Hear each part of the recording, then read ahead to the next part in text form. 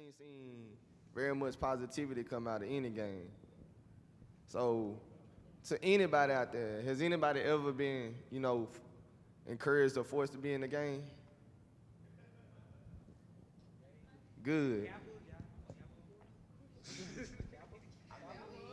That's more of fraternity, doc. But you done? Go ahead, man. So yeah, I mean, I feel you where you coming from, cause if I had been in that situation and I seen my brother or any family member getting jumped, I'd jump in. But at the end of the day, just like he was saying, just jumping in doesn't make you affiliated with any type of gang. So if people come at you and be like, "What you claim?" just don't answer, or if you do answer, tell them the truth. Because at the end of the day, if somebody come at you with some mess, then don't even worry about it. Because later on in life, that's not gonna matter. Because say 20 years from now, you're not gonna know them, or if you do, you're not really gonna be associated with them like that. So it really shouldn't matter what you think or what they think about you. Hey, I like what you said earlier about sticking up for your family. And I guess gangs kind of consider themselves as family, but those aren't the only types of family. Family is being with people that you love, not people that'll beat you up, and you have to be beat up in order to be affiliated with them. Like, that's not family. That's what they think is family, but you have to understand that this right here, this is a family because we all care about each other. If anything happened to him, I'm gonna be there for him. And I would hope that if anything happened to me, he would be there for me. That's family. And so, like, y'all could be a part of our family too. Because all you have to do is be a part of Can I Kick It? And then we'll be your family and we can protect you the same way that you would protect your brother or your cousin. And, I always tell people you can help out with my show because actually I'm connected to Can I Kick It and stuff. But like if you guys ever like just need something to do, because we do all types of like fun and crazy things, just like just to keep us off the streets and keep us from doing stuff that we're not supposed to be doing. So like y'all can get my email, like just if y'all want to just hang, just to be part of a group that really just care about how people feel and think and don't really have to be gang related and we don't beat up people. So yeah. Is this a question? I don't care. Stand up. You want stand up with the green shirt on, please.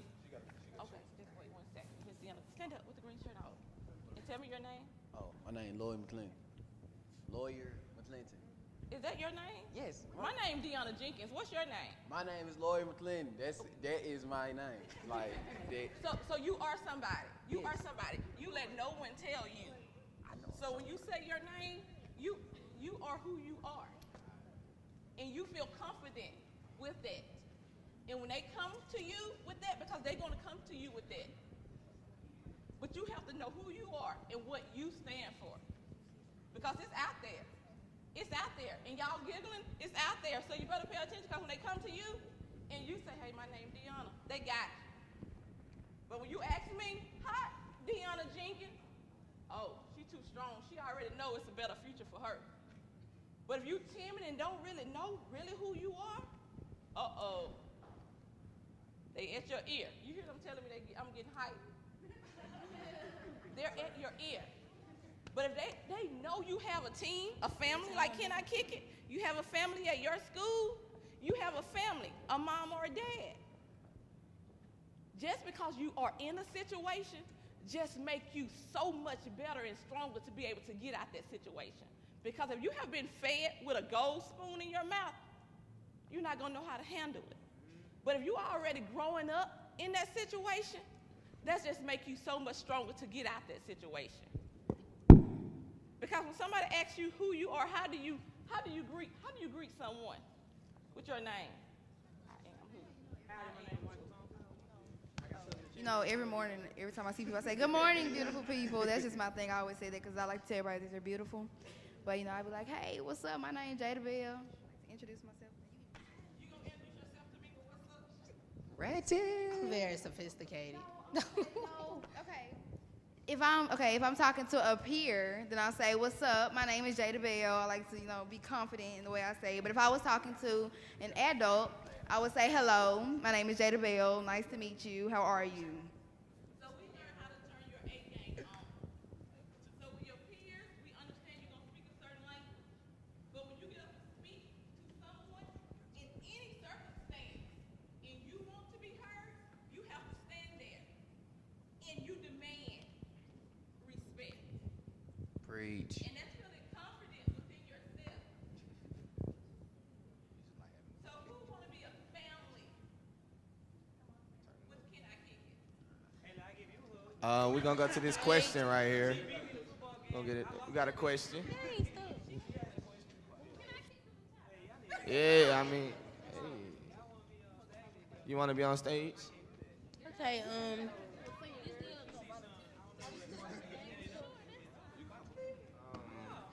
I have another comment about the gang related stuff. Can you raise your hand? I feel like all this gang stuff is really y'all really don't really know like what it really is, and I think it's a lot of monkey see monkey do. Cause you see the next boy, he getting all the stuff, cause he getting all the what's the word is? No, not the money. He getting all the like attention, cause he call himself this, he call himself that. But it's a lot of people in the world that's like all they parents teach them is gang stuff. They don't make them go to school. They don't do nothing. All they teach them is gang stuff. And a lot of y'all parents, y'all know y'all parents don't even, go like that. But y'all see a next person getting all the attention. Y'all want the attention, so y'all gonna do what he doing. And y'all feel like it's cool to be this, cool to be that. I think it's really fake, honestly, for a lot of these high school students. Cause like in other countries, in other cities and states, and you go down there and you say all that stuff and you really not, you gonna get, they gonna come to you. They might kill you because you trying to do what the next person doing. It's irrelevant. Like it's unnecessary. You don't gotta do all that. Honestly. Bruh, I understand what you're saying. Wish-wash. I understand. That's it. I'm after you, Jen. Can we get some questions from y'all over there?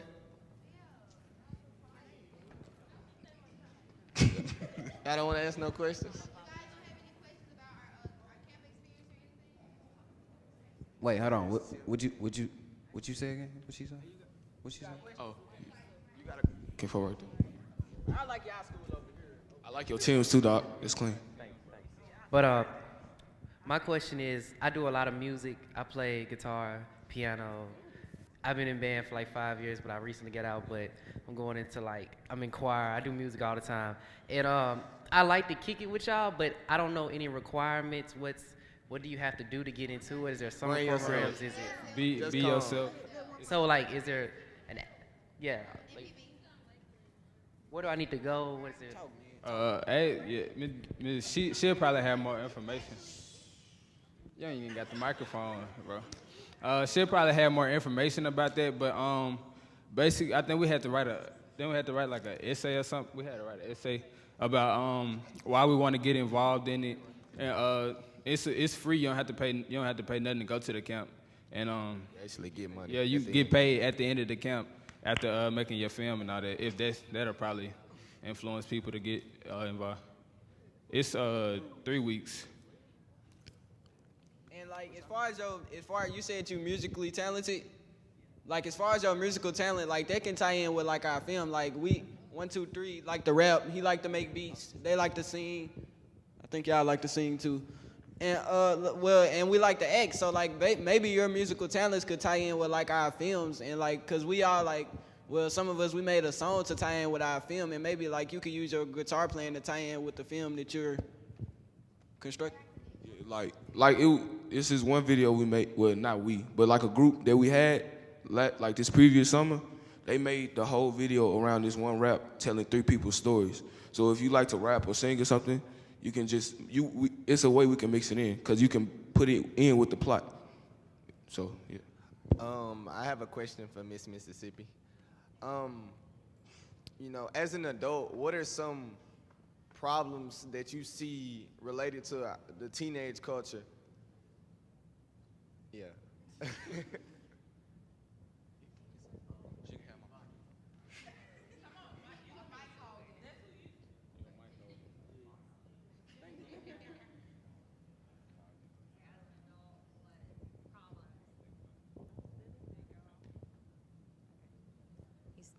said, as an adult, what problems do I see going on with teenagers? Well, for one thing, that's why I started my platform 13 on 30, because I honestly feel like a lot of our teens are growing up too fast. Who in here has ever wished they were older? Be honest. Oh, before, yes. We all have. We have all wished that we were older one time or another. And honestly, like I said earlier, looking back on it, I wish I could go back to being young again, because it was such a good time, right? You don't have responsibilities when you're in like 5th and 6th grade, right? Not real ones, at least. I mean, the older you get, the more responsibilities you have. And I think that one thing that teens don't understand is that being an adult comes with a lot of responsibilities. It's not about just, oh, I don't have anybody to tell me what to do. I can do everything myself. I can wake up when I want. I can do what I want. Like, no, you have to make real decisions when you become an adult. But you have to start making those real decisions right now so that you can be the type of adult you want to be in the future. Because I know a lot of you have goals, right? Yeah, y'all have goals. Y'all want to be successful, yeah? Yeah. So that means today you have to make those decisions for the person you want to be tomorrow. So that means don't start making adult decisions before you have to, because it's going to change your life completely. And not to say that just from making a mistake or something when you're younger, that doesn't mean that you're totally just off the charts, like you can never make it back or anything like that. That's not what it means, because you can rise above any obstacle or any mistake or any challenge you face, but you have to have the willpower and the determination to do so. Sorry, that was probably more than you asked for. I actually can't keep the mic. I have a question also. Can you expound upon your STEM program that you were talking about? Because I love science and math, and so I want to do science, technology, engineering, and math. And you're saying that there aren't a lot of women in the field, and I think that would be something that I would love to do as like in my future. That's awesome. Yeah, science, technology, engineering, math, STEM is one of the national platforms for the Miss America organization, because Miss America really focuses on empowering women and making sure that they have a voice and that they're successful and that they understand they can do absolutely anything, that there are no limitations. So actually, in the Miss America program, they give out scholarships just if your field is in the STEM program. If you're an engineer major, if you are studying for, whatever it is, if it pertains to that field, you get a scholarship just because of that. That's pretty awesome. You didn't have to make a certain grade on a test. You don't have to have a certain GPA. Just because you chose that field, that says something about you. That says that you are someone who's going to stand up and say, despite what society says about females and how smart they are, I know that I can do this. I know that I can be in this field and be completely great at it. So that's what STEM does. That's what it's about. It's about making sure, promoting this so that women know and understand that they are capable of doing anything. So. Ma'am. You're welcome.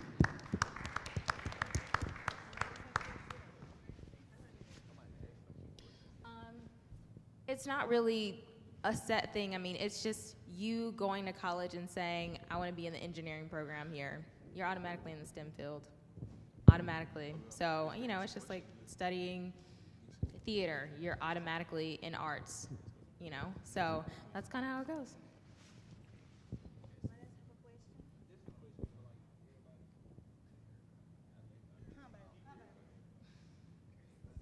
This is a question for like everybody.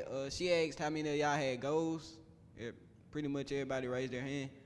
So if y'all got goals, like this is about, like pursuing your goals, not dropping out, and that's what the Can I Kick It program, like that's what we force. Like if you got goals, don't during the summer, like maybe during the summer we tend to get lazy and like lay around. We ain't gotta go to school, or some people actually do stuff during the summer, like to get closer to their goals. So what I'm saying is, I know school gets hard sometimes, like sometimes I even be like, oh nah, I ain't got time for this school today. I go to school with an attitude, probably ruin everybody's day. But keep in mind, like, the people that you go to school with, they got goals too, and like, so don't bully them or say something to them that's gonna like crush their goals because you're having a bad day or you're tired of trying to pursue your goal. I also got another question. Is anybody in here, is their goal in life to be like a producer or make music or anything like that? See, we got a few people. So what I'm asking y'all to do is get contact with Miss Diana and during the summer, try to come out to Can I Kick It? Because it'll help a lot with helping hone your skills, but it'll also be a lot of fun too. Does anybody in here like to write their own music? Write poetry? That's awesome. That's so awesome. So you realize that a lot of singers today, well, I don't know if you do realize it, but there are a lot of singers today who don't write their own songs. And so basically they pay somebody else to do it for them. So I don't know if you've ever thought about really taking it to the next level, but your song or your poem or whatever you have to say could potentially be, a hit. Do y'all realize that?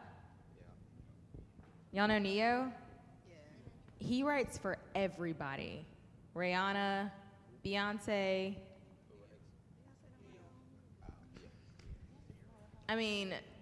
It's really, really incredible.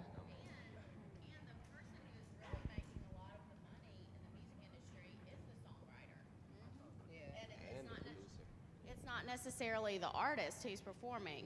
It's the songwriter. And so if you're the songwriter, you're really the one who kind of holds the keys to the kingdom.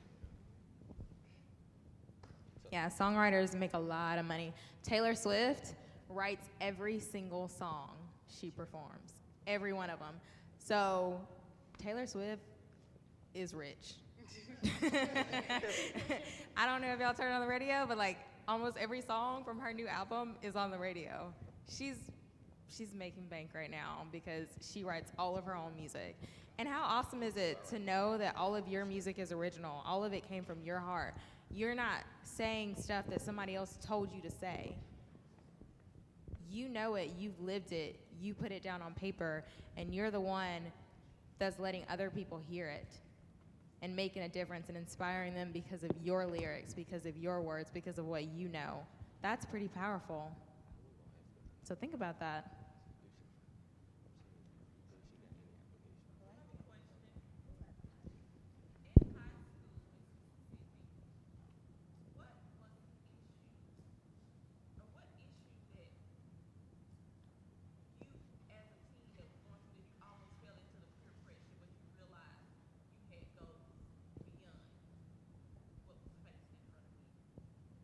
Well, when I was growing up, I was bullied a lot in middle school, in high school, and it was because of the way I talk.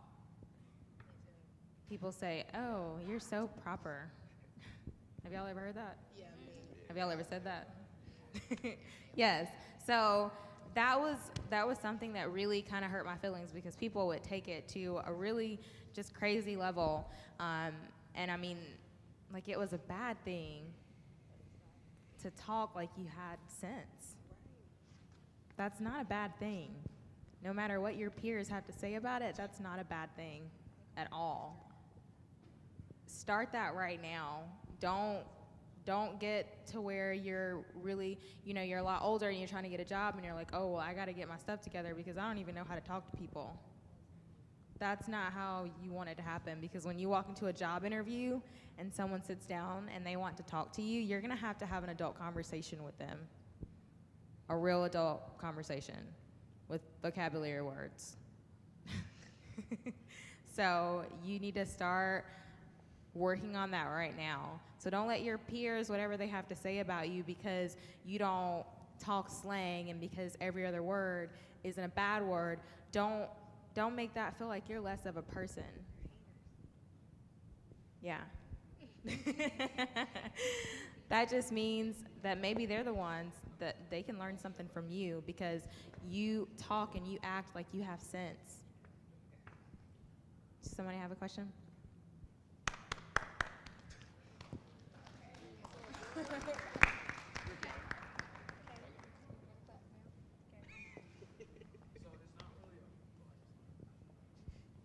So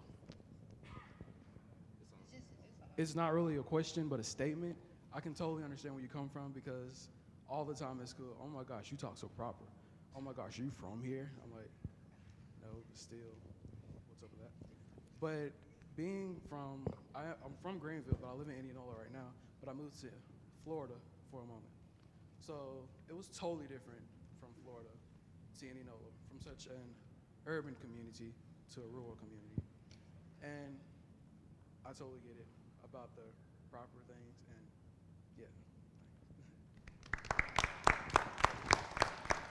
I have a question. I was just gonna talk about that topic since that's what was on. But I think when people talk about like you talk proper or people have, I think that comes from like a lack of experience.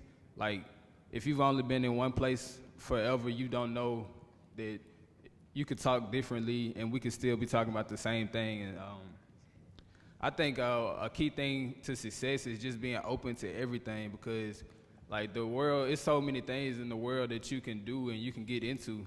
But like if you close-minded and you feel like this is how I grew up, so this is what I gotta be, like you're not gonna get too far because it's just a lot of things to experience. Like just travel, and that's how you gain knowledge. That's how you gain power and get money. You can't be simple-minded and want genius money. Yeah. I got a question for Miss Mississippi. You said that you were in the vocal program at MSA. I'm actually trying out for MSA for the next school year, and I actually met Dr. Rice, and I actually went to MSA to look at the theater program since I'm already a theater student, but then I was also looking at the vocal program, and I just fell in love with the program instantly. But I just want to ask you, like, just to elaborate more on your experience with Dr. Rice and just the MSA experience.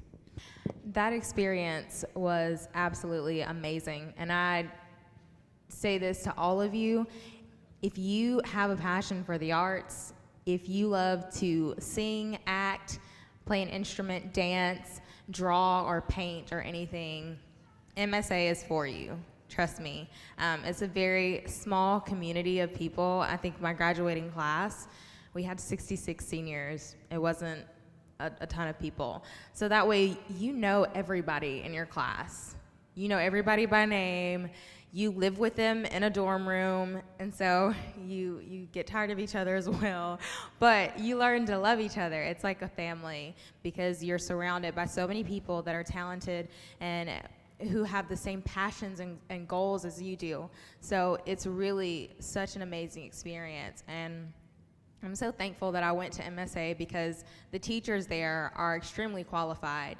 They have done it. Everything that they teach, they know from experience, and they know because they've studied and they've learned, and they can tell you how to do it because they've done it firsthand.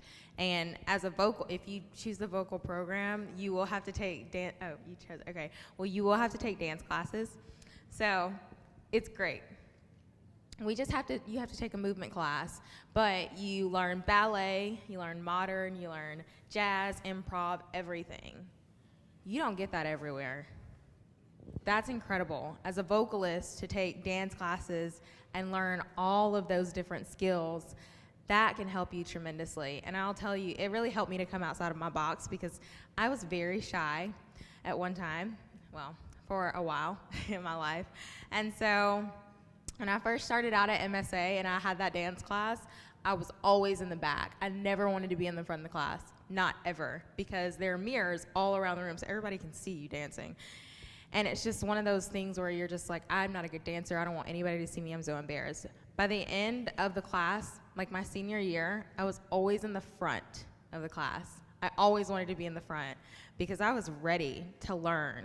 I was ready to get better, not because I wanted anybody to see me, but I was so excited about movement class and dancing. That's what it will do to you. It will change you completely. It'll change your mindset. It'll challenge you, and you will come out of your box completely. Whatever you knew or you thought you knew, it can completely change that and make you 10 times better than you ever thought possible. So I never thought I'd be in the front of anybody's dance class, but MSA did that to me. It helped me to understand that dancing is beautiful, and you're beautiful, however you do it. Just because it might be different from somebody else's, and it might not look normal, that's okay.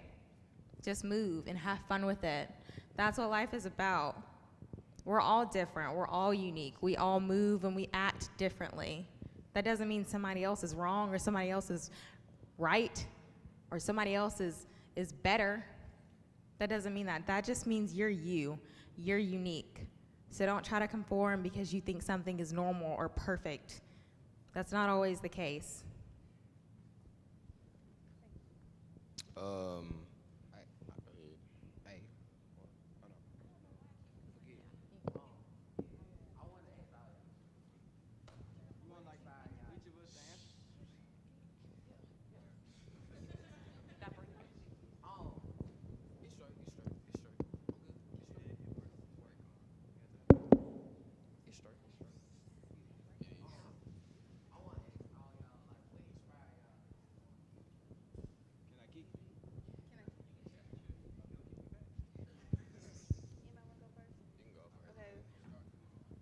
Oh, well, go ahead. He asked, what inspired each one of us to join Can I Kick It? Well, I guess I'll start off, but I love to sing and I love to be on camera and act. I love acting and singing. That's just my life, like forever. And when I found out about Can I Kick It, where we make our own short films and we get to produce our own, whatever we want to produce and like even do music and stuff, I was just like, oh my gosh, let me do it. Like I didn't even care about the money that we got at the end. I just wanted to make music and make the short film. But it actually, when I went to Can I Kick It, I thought it was just going to be, we get in there, we shoot, and we leave. But it was way more than that. It was like, I met new people. I had a new family. Like, we bonded instantly. It was just amazing. It was really fun every day. We were hot, because we went to Meridian and stuff like that, and it was hot outside. But, we had a lot of fun. You were spoiled when you was a child. I joined Can I Kick It because I like to experience different things. I'm not the type of person that likes to do the same thing over and over again. I get real bored, and this was something different, something I had never done. And I actually know Miss Deanna, and so she told my mom about it, and my mom asked me that I want to do it. So I got into it, and I ended up loving it. At first, I was like, this probably just gonna be a waste of my time. But it was actually very fun. Like, we did so much. It was just amazing. Like, she said the food was good. But any talent you have, you can put into it because there's just so much. Because like me, I don't really think I'm talented. But if you give me something to do, I can do it because I guess it's just me. So even if you feel like you don't have a talent, if you join it, you can figure out what your talent is through the camp. So, if you want to do it, do it. It's something amazing. You will enjoy it. I'm also in theater arts. We had just finished up a show, and our teacher came to us and gave us this information about Can I Kick It? And, reading over it, kids, teenagers per se, and somebody give us a piece of paper with a lot of words on it, you don't really read it. So I did, a little research on it, and I seen some of the things that they've done in the past, and I've always been inspired to do music and produce beats and little behind the scene work that we don't give a lot of people credit to in movies and stuff. And this was a camp that actually helped and gave you hands-on experience of these things. So I decided to take 3 weeks out of my summer and go to this camp, and I learned more in those 3 weeks than I learned in a long time about filmmaking and producing. And like he said, if you like to do music, if you like to make beats and do all that stuff, they teach you all of that. And they just help you perfect your talent, man, basically. So I would encourage each and every one of y'all out there to join. Can I Kick It? It will be again in 2015. Yeah, 2015 during the summer. It's just 3 weeks. And like she said, from 9 to 3. Yeah, so. And another thing I want to say, just wrapping it up, before y'all leave, check out the films back there in the corner. Those are some of the films that we shot this past time we went.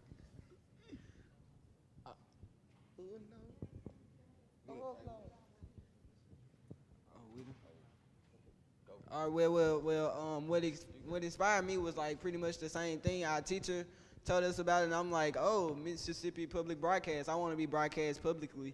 And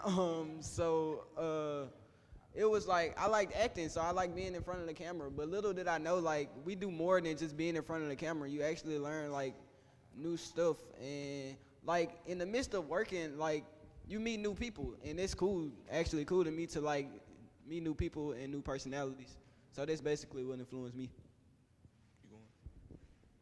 Oh, okay. So basically what a thing that influenced me the most was that I really like to produce. Like I like to produce beats and things like that.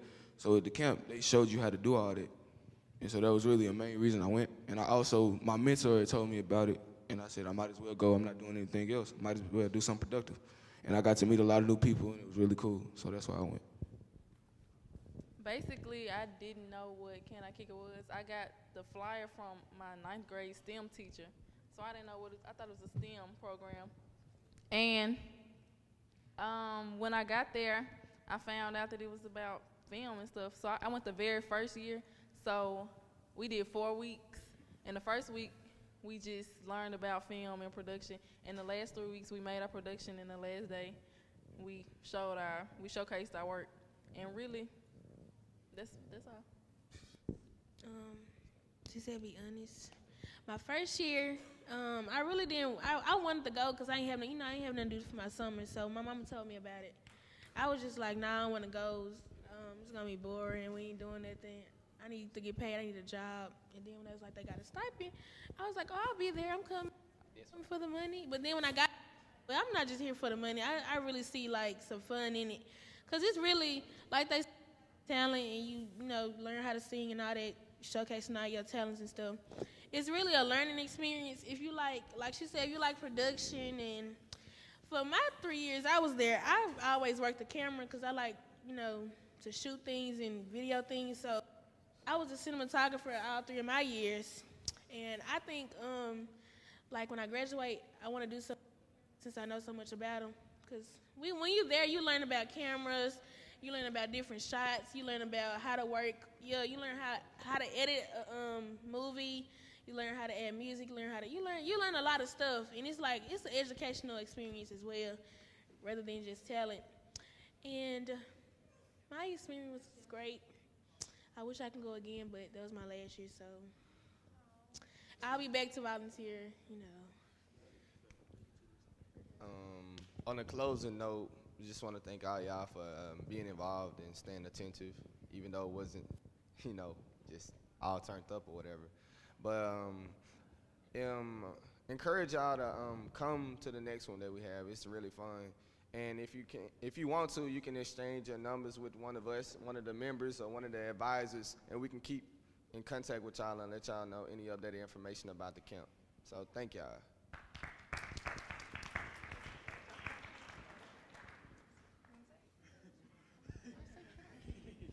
Can we kick it? Okay, when we say can we kick it, we want y'all to say yes we can. But y'all want y'all to say like real loud, be like not yes we can. Be like yes we can. Like put all of your energy into it. Y'all ready? Y'all ready? Y'all ain't ready. Come on. Can we kick it? Yes we can. Louder, can we kick it? Yes we can. Can we kick it? Thank you. Shout out to the girl right here. You were the best. You were. Thank you, guys. These guys have taken their time and made films. MPB and the students have produced over 21 films. Today you will receive 4 films on a DVD. But you do not own them. Listen, guys, you do not own them. This is so important. And they had to learn the same thing when they thought they can pull off Mary J. Blige music and just put it on their CD and we play it. Okay? So we have Ryan. Just going to give you just a couple sentences. Every word she is about to say, please listen to her. She's the attorney for MPB. Hey y'all, I've had the pleasure of speaking with these groups and seeing the products that they have created, and the law part is really, really important. As Deanna said, you can't just use Mary J. Blige's song without getting permission, and so that's the part that I help the kids with. So I want y'all to take the DVDs, I want you to go home, I want you to go watch them, but do not put them on YouTube. If you want to see them on YouTube and you want to share them on YouTube, we already have them on the MPB online YouTube page, so there's no reason for you to upload them. And so it's your own personal copy, but it's personal to you. And thank y'all all for being here, and I hope to see all of your faces next year, because you'll get a nice little talk from me about how if you want to use a celebrity in your commercials or your films, and how music works and stuff like that. And I look forward to talking with y'all then. Thank you. Thank you. Thank you. Can you give the guys a round of applause? Yeah, go this way. That's mine. That's mine. My friend, she actually went to camp. Okay. Tell her to do it. Wait, I'll let everybody know. All right, students, I need you to have a seat, because we know that the breakout sessions we have scheduled, they are not for students. We kept this session for you. So we have another presenter, okay? So can you all please have a seat?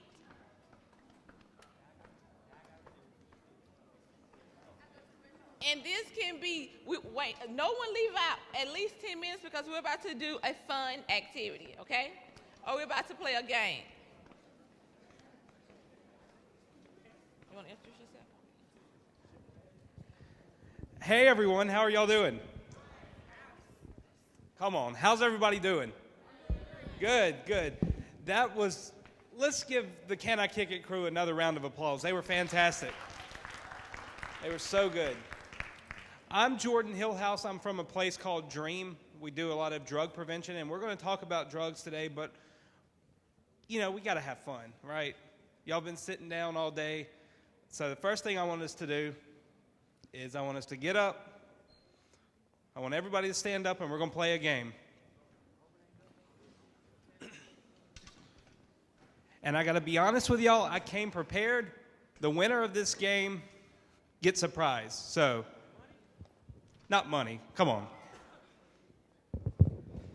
All right, so a game called Heads or Tails. Feel like I'm doing stand-up right now. Okay, so this game is called Heads or Tails. How do you think we play it? With a coin. Okay? Got your standard quarter right here. This is all the money I got right now. So winner can also get the quarter too, okay? But here's how we play this game. I flip the coin and you tell me heads or tails. But there's about, 50 or 100 people in here.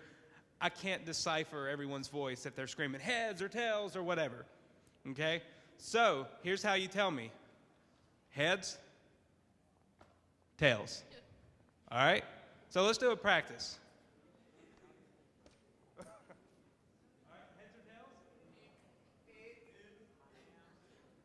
It was heads. So if you were heads, you would stay up. If you picked tails, you would sit down. But good news, that was just a practice. So hopefully I can actually flip the coin and catch it this time. So round one, y'all ready? All right, here we go. Heads or tails? All right. Remember, show me with, heads or tails. You don't just scream it out. Here we go. It's heads. So if you're heads, you stay up. If you have tails, you got to sit down. All right. Round two. And y'all keep everybody honest, too. We're on the honor system right here. Heads or tails? All right. Everybody locked in? Tails this time. So if you have heads, you got to sit down. All right. Round number three. We still got a lot of people standing up. That's awesome. Heads or tails? Round number 3. Everybody locked in? It's heads.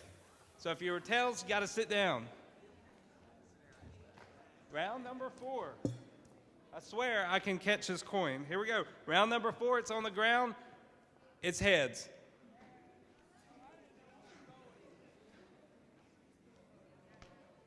All right. Still got a bunch of people standing up. That's awesome. Heads or tails? All right, everybody locked in? Heads. Okay. Round 6. Heads or tails? All right. It's tails. So if you're heads, you got to sit down. All right, now we're getting to a couple of people left. Next round, heads or tails? It's tails this time. All right. Now who's still left? We got, all right. Heads or tails? Heads. All right. So let's see, we got, all right, so now we're down to just a couple. Heads or tails?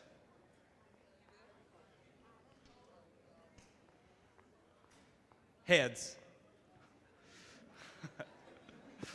All right. Heads or tails?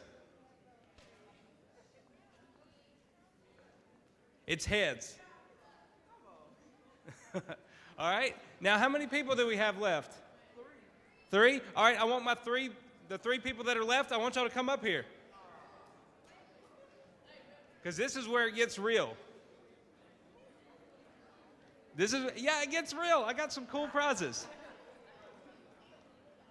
Yeah, I know. I'm looking at him. He's not coming up here, though. All right. So here we go, guys. Y'all got to do this in front of everybody. I'm sorry.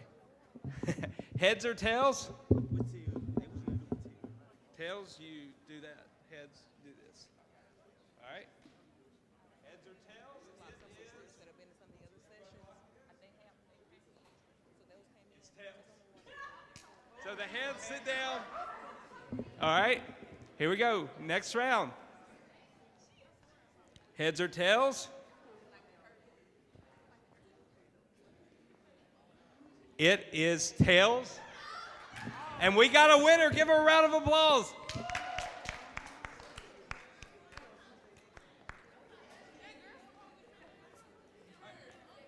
Wait, I thought we had a winner. Did you pick tails too? Okay, well, I got a prize for you too. Well, whoever. All right, here we go. So we got 2 left. Think of this. We started with all these people, and now we have 2 people left. All right, here we go. No more controversy. This is our final round. Heads or tails?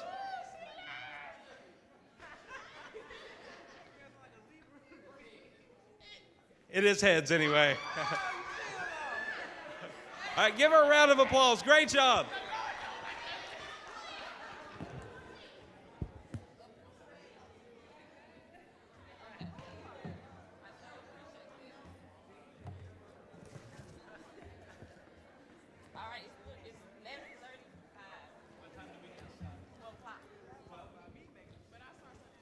All right, I appreciate y'all so much. So this workshop right now is about the big 3. What do you think of when I say the big 3? What do you think of? The big 3? Some people might think of that big 3, even though they're gone. They were the big 3. What about that? The big 3 schools? The Ivy League, Harvard, Princeton, Yale. What about that? Those are the big 3. The big 3 consoles. Here's what I think of when I'm talking about the big 3. This is what I'm talking about. Alcohol, cigarettes, and prescription drugs. Now, what do these 3 things have in common? All right, not everybody at once. If you got to answer, raise your hand. Yeah. They're addictive, that's right, but that's not what I'm looking for. They're harmful, that's right, but not what I'm looking for. Looking for something super specific. They what? They do make people want to drop out of school, that's right, but not what I'm looking for.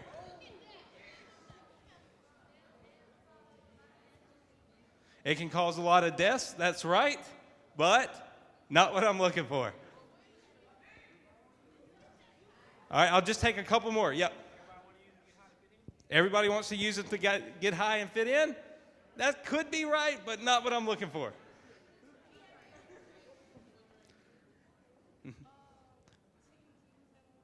Teens use them a lot? That's right, but not what I'm looking for. I'll show y'all what I'm talking about. Here's what I'm talking about right here. I'm sorry, I couldn't hear that. They what? That's right, but not what I'm looking for. All right, I'll just take a couple more. Way up there? You're going to have to yell it to me. They're all what? They're legal. The best thing I've heard about these, once you get a certain age, they're all legal. How old do you have to be to buy cigarettes in Mississippi? 18. What about alcohol? Man, y'all answer that way too fast. Y'all answer that way too fast. The best answer I ever heard to this question was this. You can buy these at Walgreens, and that's true. You can buy them at Walmart, because Walgreens has a pharmacy. Yeah. Hey, listen, I love Walgreens. Walgreens does a lot of good things. Hey, it's not their fault that they sell stuff that's legal and sell medicine that can help people. Walgreens is good. Yes, they did. They recently stopped selling cigarettes. So did CVS. All right, so we played heads or tails. I want us to talk about the big three: cigarettes, alcohol, and tobacco. Okay, so we'll start with alcohol. All right, look at the person on your left. Now look at the person on your right. Yes, y'all know where I'm going with this. One of you statistically will be involved in an alcohol-related crash at some point in your life. Now, that's not saying you're going to be drinking and driving, but that is saying that, this is statistically 1 out of every 3 people get involved in some crash. So, I've got a big hint on the board right now.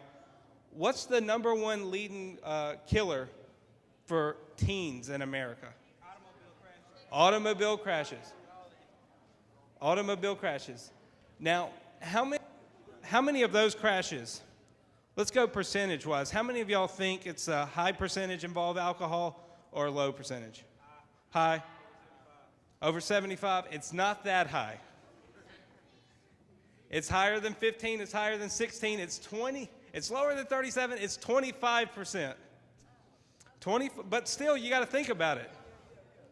Think about that. 1 out of every 4 of these alcohol-related fatalities, or, of these traffic fatalities, involve alcohol. So think of all the people that would still be alive if they weren't drinking alcohol and decided to get behind the wheel. It's a big deal in America. All right, I want all my guys to stand up.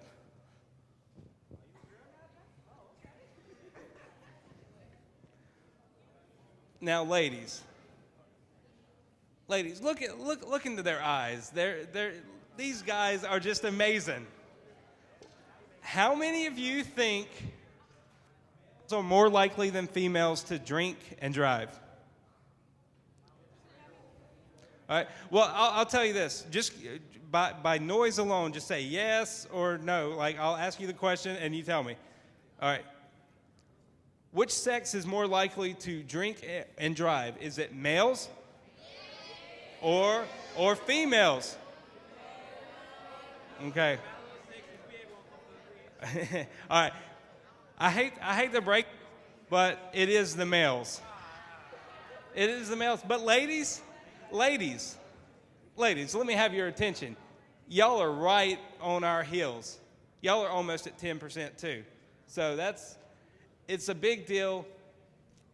Something that affects just one sex. It affects everyone. All right, guys, you can sit down. Thank y'all. So that was a little bit about alcohol. Let's talk about prescription drug abuse. What is prescription drug abuse? Anything you can get over the counter, is that right? Yep. That's pretty much right. But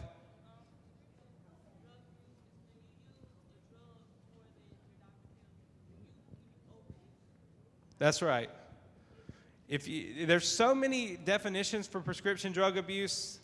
That is one of them. Using the drug in a way that's not prescribed. Say I get some pain medicine and I decide to crush it up and then snort it. Is that the way the doctor told me to take that? No. Yeah, exactly. All right, so once again, it's taking someone else's prescription medication. Did y'all know that? Like, say grandma's got painkillers. Why do I need to go to Walgreens and spend $20 on painkillers when we have some here? That's still technically prescription drug abuse. Also, it's taking a prescription in a way that's not prescribed, like I said, crushing up the pills, snorting them. And then also, it's taking prescription medicines to get high. Like, why do people take drugs? Make them feel better. That's why they take them. Same thing with prescription drugs. What's the most commonly abused prescription drugs? Is it the uppers, the downers, or the pain relievers?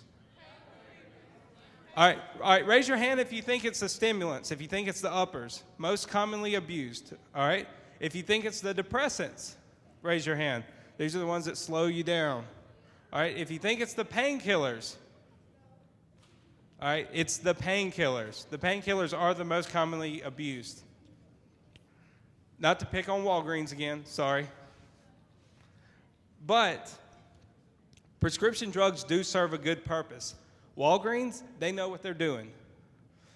The person on the side of the street trying to sell prescription pills that he has extra, not so much. So trust your doctor, trust your pharmacist.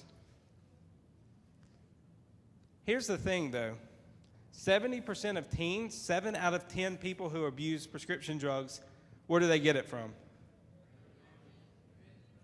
Exactly. They go into the medicine cabinet. A lot of people don't count their pills, especially at the beginning of the month, and people steal those pills. And it's sad for those people that need the pills at the end of the month, and they're not there. Here's the craziest statistic for me. For years and years, since the automobile was introduced in America, like back in the early 1900s, all the way up to now, 2013, stay with me, I know it's 2014, but up to 2013, for over 100 years, the leading accidental cause of death in America was car accidents. Made sense. For a long time, people didn't wear seatbelts. Cars were going way too fast. Roads were unsafe. There are a lot of idiots on the road, all this stuff, all these factors. But think about it. Now, it's prescription drug overdoses. Now, I had an aunt that died from a prescription drug overdose. And to this day, we still don't know if it was accidental or not. And that's something, that I think about all the time. And it's a part of who I am. It affected her family. But she's not the only one. There's so many people in this country. They take some medicine, they go to sleep, and guess what? They don't wake up. And it happens more often than the car accidents. And think about that.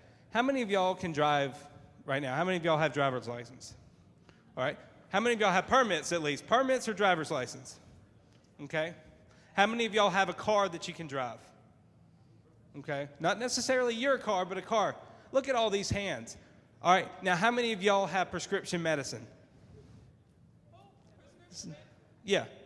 See, the numbers are about half as much. but more people are dying from prescription drug overdoses. See where that's a problem? So we talked about alcohol and we talked about prescription drugs. And if I'm going too fast, just say, dude, slow down. I got a question, okay? But let's talk about cigarettes. It's the holiday season, so I thought I'd be a little festive. 18. The number 18, what do you think it is? I've got a prize for this. Think about it, and I'm going to ask you. What is it? But not what I'm looking for.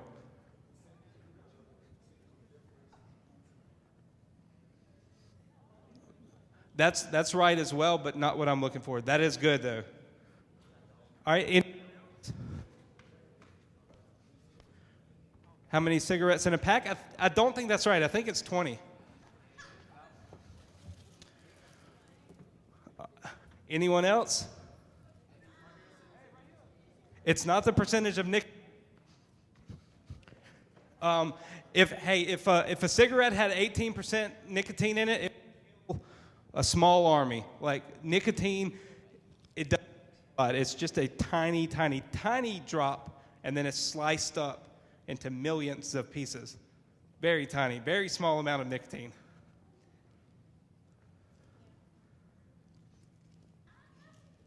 No, that's pretty close, but not what I'm looking for. Actually, I'll give you a brain for that, because it is about 50%. All right, I'll just take a couple of more. All right, I'm going to give you credit. Percentage of teenagers that smoke, and that's about right. But what I was looking for specifically, 90% of smokers start before they're 18. And don't they look really cool? All right, but what's crazy about that? 90% of smokers start before what? They're 18, and what is 18 for cigarettes? It's legal. So 18 or 90% of people start smoking before it's even legal for them to smoke. All right, enough. This is an outside the box question. 13. What does 13 mean?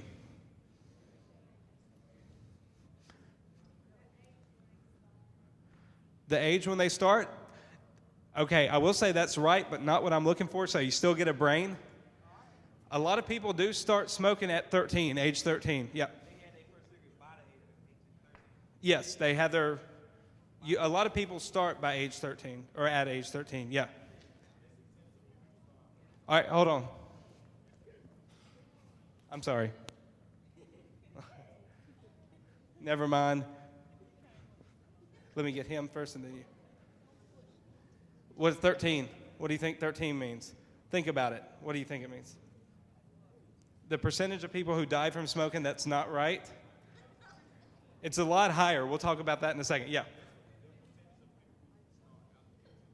The percentage of people that start after 18, that's pretty close. But remember,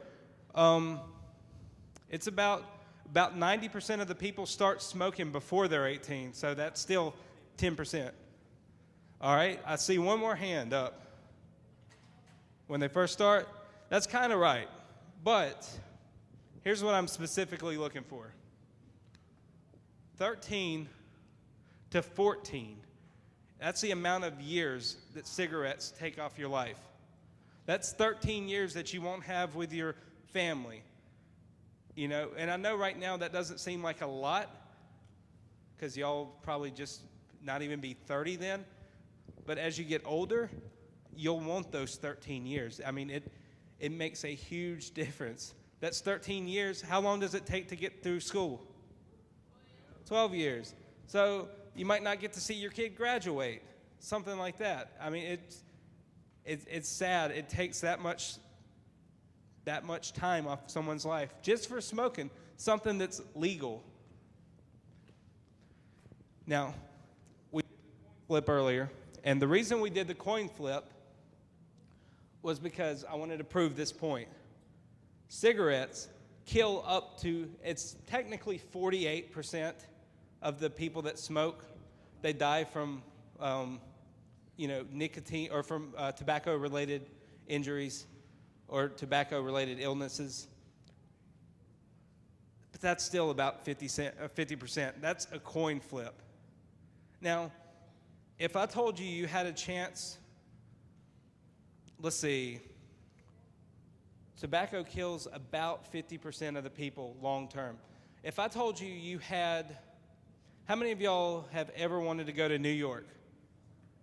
Okay, New York City. Okay. Now, what if your chances of crashing in a plane were 50%? Would you ever get on a plane? No. Would you do anything if it put your life 50-50, if it was a coin flip? So why do people smoke then? Because it's an addictive habit. They start smoking, and they start smoking really young. The decisions you make as a young person follow you your whole life. And the crazy thing is, now's the best time to pick up good habits. A lot of people, and they do other drugs. Why do they do them when they're young? Are they doing them to get high? Are they doing them to fit in? Both, but really, one of the main reasons people do drugs, like especially something like marijuana, the reason they do certain drugs is because they're bored and they want to try something. I promise that's one of the biggest reasons. People are just bored, and they'll pick up cigarettes and try it, or pick up, start drinking some alcohol just because they're bored. But guess what? It becomes a habit. So what I would tell y'all to do is find something. I know you get bored. I still get bored all the time. Find something good to do. Where's the music producer at? There you are. Whenever I'm bored, I find that's when I'm most creative. What about you?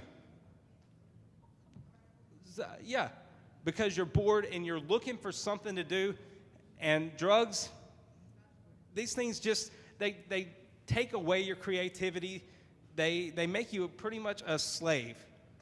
You have to get that next cigarette. You have to get drunk that next time. And it's just a vicious cycle. So I would say, honestly, don't even start. Don't even think about it. Find something else to do. But do y'all have any questions for me? All right. Yes, question, and then I'll get you. This mic kind of cuts out. Oh, you ain't about that, are you?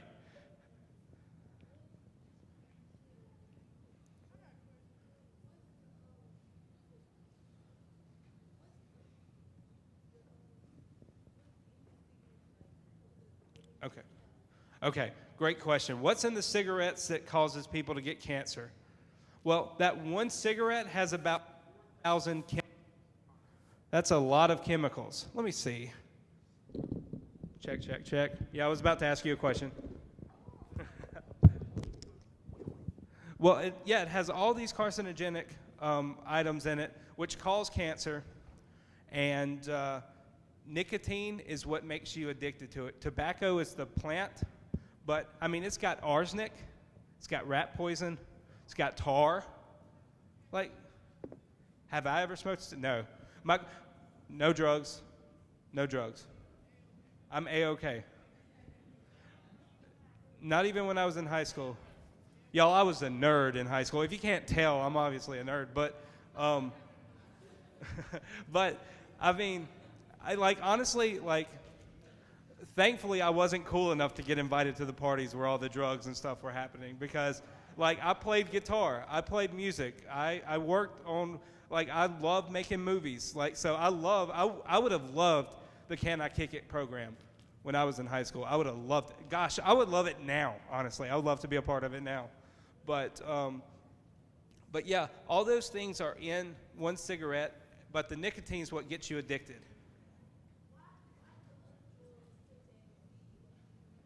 Okay, why do other drugs such as weed don't give you cancer? It's just the way they're chemically made. But over time, I think we're going to see that marijuana can it's not gonna, like, my big thing about marijuana is like, should it be legal or illegal? That's another topic for another time. I don't think it should be legal, but marijuana has not been shown to cause cancer, but at the end of the day, with marijuana, you're still putting smoke in your lungs, which is not good for your lungs, and long term, I do believe, could cause lung damage. Yes, and then her, and then you. Yes. Yes. All right, next question. How many years will what take off your life? Marijuana? See, I'm sorry, I don't know that. The thing is, the majority of people who smoke marijuana, they don't just smoke marijuana. Does that make sense? No, it's not prescribed. Not in Mississippi. The majority of marijuana smokers do not smoke just marijuana. They smoke cigarettes too. So you got to factor in that 13 years, plus maybe another couple of years, and then that would. But yeah, marijuana is, I know it seems like the easier of the drugs, but it's still, I'm pretty confident it's just as addictive as the others. Yes. I'm sorry? What is it in marijuana that makes your eyes red and if it makes your eyes red, could that mess up your vision? That could mess up your vision? Well, not long term. Okay. Short term, okay. Kind of like alcohol can mess up your vision. And the different types of marijuana, like, is like the different kinds, is it more harmful, like the kush, the purple? Is it the ones that got the title on it? All right. No. She asked about the different types of marijuana, and this is probably going to be one of my last questions. So think of a really good question if you want to ask one. And if I don't get to your questions, ask me after this. But she asked about what is it in marijuana that makes you feel high, gets your eyes red, makes you hungry, all these things. The answer is it's a chemical called THC, and THC is it's what makes you feel high. What makes you feel good. The thing she was asking about, like perp and other strands of marijuana. Certain marijuana strands have higher levels of THC. So, there's some just like grass, I guess is what they call it, like low end. That doesn't have a lot of THC, but the perp, the hydroponic marijuana, that has higher THC in it. Yeah. Now, how many of y'all have heard of the vapes? The vaporizers, the vapes? We don't have enough. Research on that yet. In my opinion, I wouldn't mess with those either, because once again, you're putting stuff into your lungs. It's a little bit of water too. I wouldn't do it. That's just me. So, I want to. Let's see. I've got some gifts for everyone. I've got these sunglasses, and it says 3D on them. December is National Drinking and Drug Driving Awareness Month. Basically, in December, it's one of the most dangerous times to be on the road, either driving or you riding with someone. Why is December such a dangerous month to be on the road? Because of New Year's? Ice on the road, like we got bad weather, we got the holidays. Deer are out. Yeah. Yeah, that's right. But here's another one. Here's the big one. When do you guys get out for Christmas break? So y'all know, everybody's out. A lot of people are out of work. All the students are out of school. Colleges are out. There's a lot more people on the road. So it's a real dangerous time. So I have these 3D shades that I'm going to pass out. I'll have them over there. So come see me. I really appreciate y'all's time and attention. I'm glad y'all are here. Thanks. Y'all are awesome. Y'all are really great. I appreciate you. Thank you. I love it. Thanks. Thank you, Jordan. All right, I need all the students. Please have a seat. You have goodies coming around, but we really need your help. And I know you all have been sitting here. It's about time for you to leave. You're going to go to vendors. But I really need the tables cleaned off because when you come back in, it'll be lunchtime. So please stay where you are sitting. And we have the DVDs that we said we was giving you. and Can I Kick It earbuds, okay? So please clean the table off, especially the reserved tables, and push the chairs back on. Do anyone have any questions that you need answered?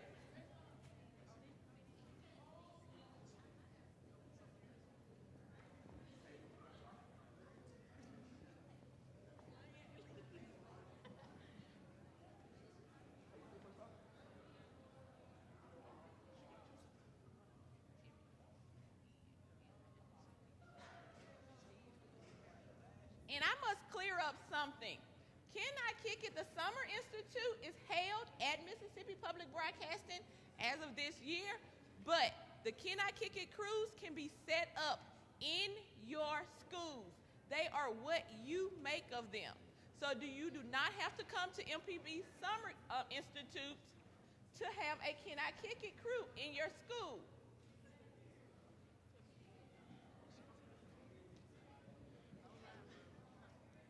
So please hold on to your DVD, and Miss Sheila giving you earbud.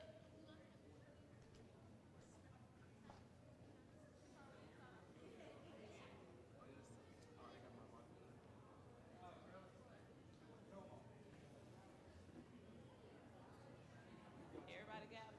Okay.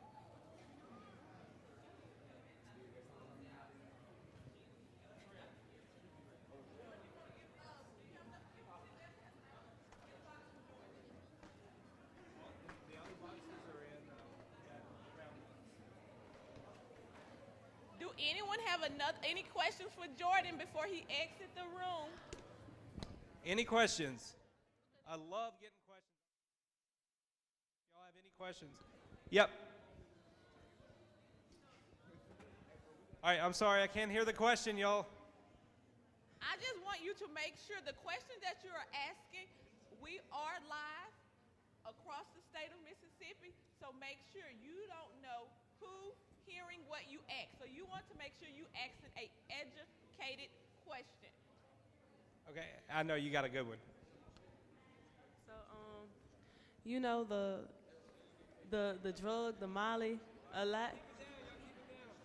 The Molly drug, it has, been kind of popular ever since this certain song came out. I just want to know, what are your views about that? Okay, so she asked a great question. She asked, what is Molly? And how many of y'all have heard of Molly? And not Molly Cyrus either. I know. But in her song, she says dancing with my Lee, but it kind of sounds like dancing with Molly. So, but anyway, and that's not an accident. I'm sure it's not an accident. Okay, so what is Molly? You answer this, he answered this. Molly is pure ecstasy. Okay, it's pure MDMA. All right, do y'all see the problem with Molly? You're taking a lot of it at a quick amount of time. Great question, though. Yes. Yeah. Want me to help you? All right, we got one more question.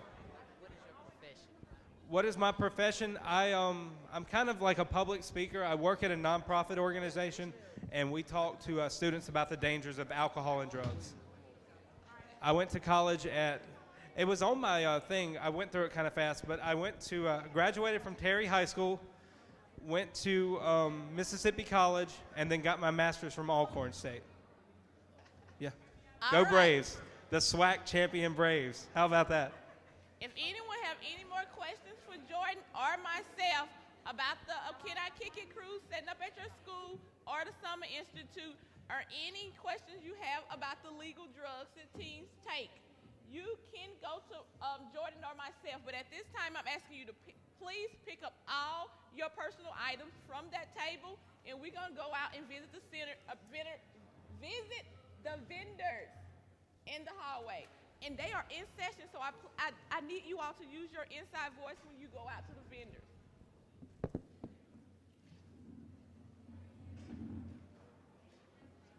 Please take everything off the table.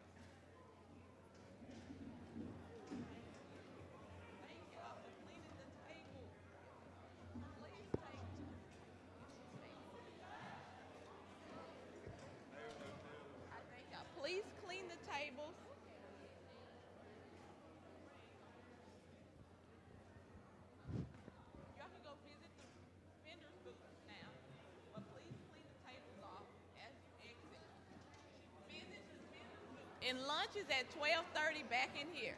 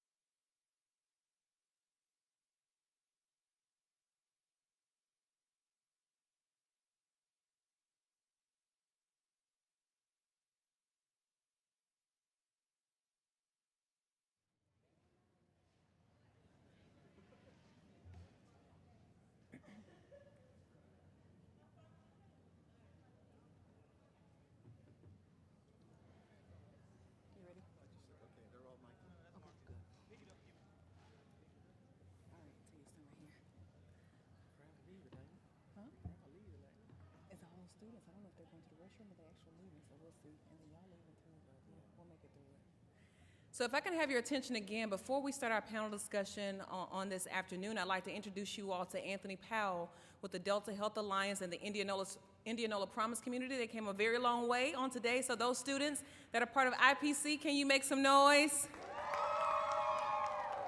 They're on a tight schedule. They have to get back by 4 o'clock, but they want to go ahead and share with you a lot of the things and the work that they're able to do in Indianola. So at this time, Anthony Powell.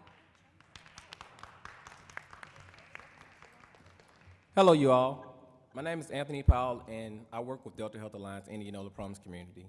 And we're doing a lot of active and motivating things for the youth up there. One thing we're doing, basically, is our main project. It's the Links Project. And it's called Linking Individuals, Neighborhoods, Kids to Services. And this Links Project, it concentrates out and it goes over our entire pipeline and what's going on. Anything a child may need, ranging from healthcare to education needs, our links are putting into our ETO software and informing us on a weekly basis. And the reason for this is because we'll rather find out early on during the year if a problem is occurring with a child, no matter what it is. That way we can head it off at the beginning, therefore a child won't have a problem throughout the pipeline. What we do concentrate on, we concentrate on our entire pipeline, K through 12th grade. We have many programs such as our after-school program, our IPC summer camps, our early ed initiative. We have the IPC Youth Council. We have the Abstinence Plus program. We have any program that you can think of, we're giving out to the Indianola, Mississippi people, to the Indianola, Mississippi citizens to help them succeed in life. And what we're doing, our focus is on early education and child care. Throughout the year, Indianola Promise Community was established in 2008. When we was established, our focus was healthy living. I'm sorry, I just got finished eating. Our focus was on healthy living, but what we found out was our kids are slowly dropping off in the reading comprehensive, and writing area. So what we've done the last couple of years, we've turned our entire focus to reading comprehensive, and writing. So I just want to give you an example of a couple of our projects. One project we have in store is our IPC summer camps. And what we do throughout the summer for 8 weeks, we serve over 550 kids. And over those 550 kids, we prepare them for the third grade reading test, we prepare them for the English 2, U.S. history test, anything that's dealing with the kids in high school, we're working with the kids on. We start now with our birth to 5-year-olds. Our pipeline starts out, let me begin like this, because I know a lot of you all may not have not ever seen that. You all haven't ever seen our pipeline, but we start out at the birth to college and career. We start out from the time the child is in his mother's womb all the way up to the child graduates from college and proceeds on. Some of the programs in our 0 to 5-year-old pipeline is our Imagination Library, our Sparks, and our Links program.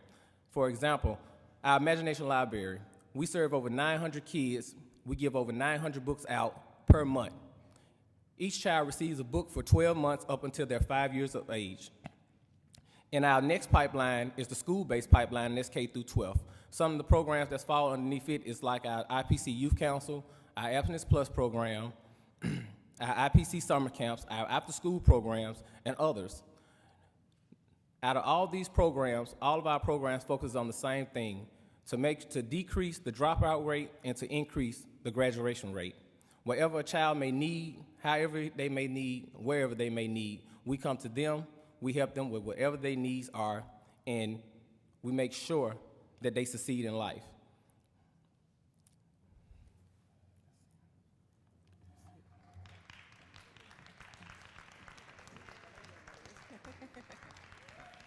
They really are doing a great job there in Indianola, and if you all have not had a chance to kind of visit and talk to the people with Delta Health Alliance, they are making great strides for the people in the Delta.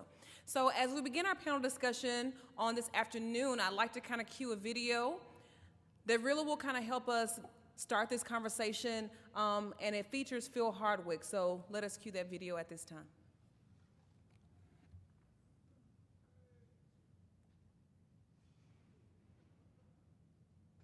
Encourage encouraging higher college going rates is important to economic development in Mississippi Appalachia because it increases per capita income and job opportunities. And a better educated workforce is necessary in today's global economy. Over the past 3 years, ARC provided just over $300,000 in funding to the Stennis Institute here at Mississippi State University, with matching contributions from the university and an additional contribution by local communities. Over 3,000 seniors from 13 schools were able to visit colleges, community colleges, and high-tech manufacturing facilities. When we take the trips and get the kids on the campus, you see how much excitement there is about the freedom, but they also get a sense of responsibility of what it takes to be a college student. And what that translates into is more focus in high school. They were also able to receive college exam preparation, assistance completing admission forms, and a variety of other things that go into the college-going decision. It really made a difference in those children's lives. We had children who had never been to a college campus, had never thought about going to college themselves, and once they decided they wanted to go, they did not know how to get the funding to go there. We are grateful to ARC for making this project possible. Now let's talk to one of the students who participated in the program. Through the Appalachian Higher Education Program, a group of students from the high school, from Corinth High School, we were taken on a trip with one of our English teachers to see like numerous university campuses. Without this program, I wouldn't have really thought about going to college. I didn't consider myself to be college material before, but once I got on campus and saw everything, it pretty much allowed me to visualize myself on campus and put everything into perspective and see myself actually being here on campus, and it helped me set goals once I knew that this would be my reward for working hard in high school. This was a life-changing decision for me simply because I didn't want to end up in like a dead-end job, jumping from job to job. I knew that I needed to have like financial stability and career stability. So I knew without a college education, none of that would be like available for me in my future. So I know that like education is like fundamental to your future. What were the results? At the beginning of this project, the median college going rate for these schools was just over 60%. In the third year of the project, the median college going rate had risen to almost 80%. There wasn't a change in the dream to go to college, but there was a change in the reality of, even though my parents didn't do it, I can do it. And I really think that that came through the Corinth to College program. How was it done? One of the keys was having local high schools partner with their local economic development agency or Chamber of Commerce. This school community partnership model produced some impressive results. I think these students are now being really successful in college because they had the vision and they had the support that they needed from us to actually get there and be successful. So from the Stennis Institute and Mississippi State University, we say thank you to the Appalachian Regional Commission and to Governor Phil Bryant for funding the Mississippi Appalachia Higher Education Initiative. Programs like this are essential for the young people of Mississippi Appalachia. All right, so that video really sets the stage for our conversation on today. So as we begin our panel discussion on today, join me in welcoming Phil Hardwick, who is Strategic Planning Facilitator, College Instructor, and author.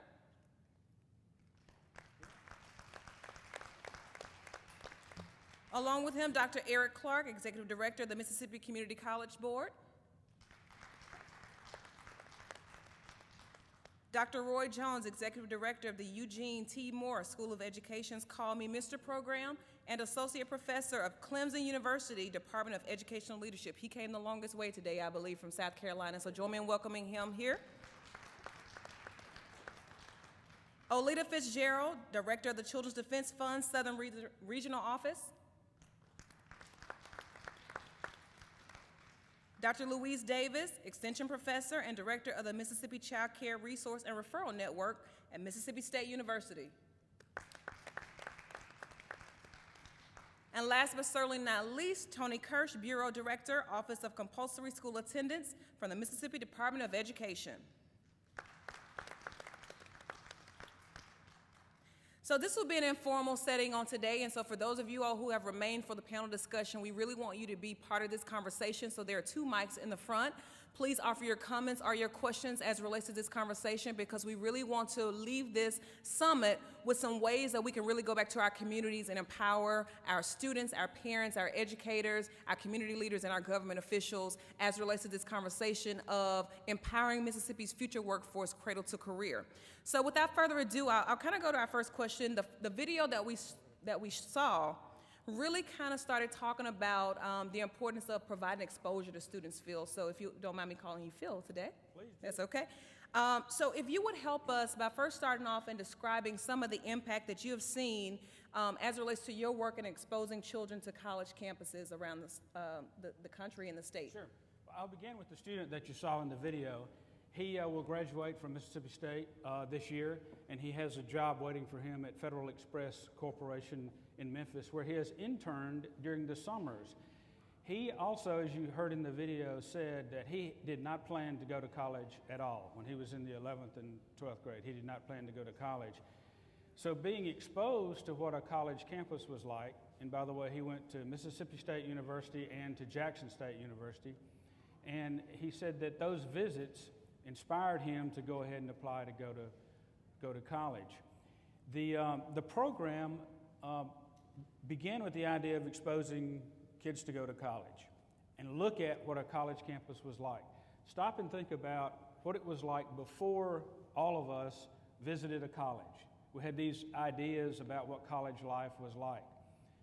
Probably one of the ideas we had was fear, because we're going to go away from home and we're going to be there all alone and we may not know anybody and that sort of thing. But then actually going and visiting on a college campus changed that fear into excitement. So how this program got started, it actually started in West Virginia and Pennsylvania. Some of you who've been to that region may have heard of Bob Evans restaurants. Bob Evans got appointed to the college board in his state, and he noticed that in Pennsylvania and West Virginia, the students who were in Appalachia had a very low college going rate. I mean, like lower than 30%. But the others had a higher college going rate. And he had research done and found out that they had never visited colleges, so his emphasis was on college visits. Our model was a little bit different than what the other states did.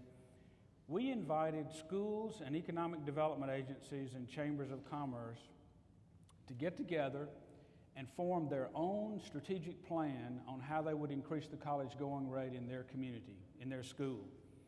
And they responded to those proposals, and we funded 13 of those schools. It was absolutely amazing to see how there were differences in those strategic plans, but how the businesses started getting involved with the schools. Now, they not only went to colleges, they went to manufacturing plants, such as Mercedes, Nissan's, the Red Hills Power Plant. They went to the employers in their own communities. I'll never forget talking to one student in Louisville, Mississippi, whose dream it was to be a nurse.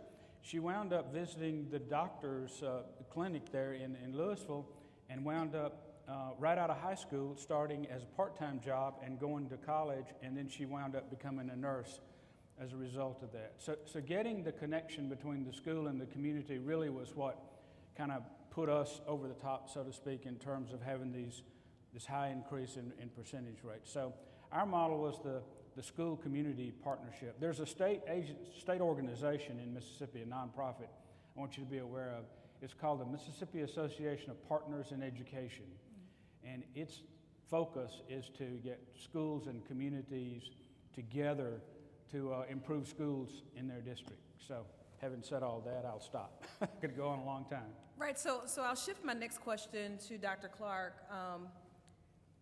He talked about the importance of bringing business together as it relates to colleges and universities as well. And so some people may or may not even view community colleges as a viable option for some of our students. So can you talk about the importance of the community college, even for some of our students as it relates to workforce development, as well as some of the skills that our students need to be successful in that arena?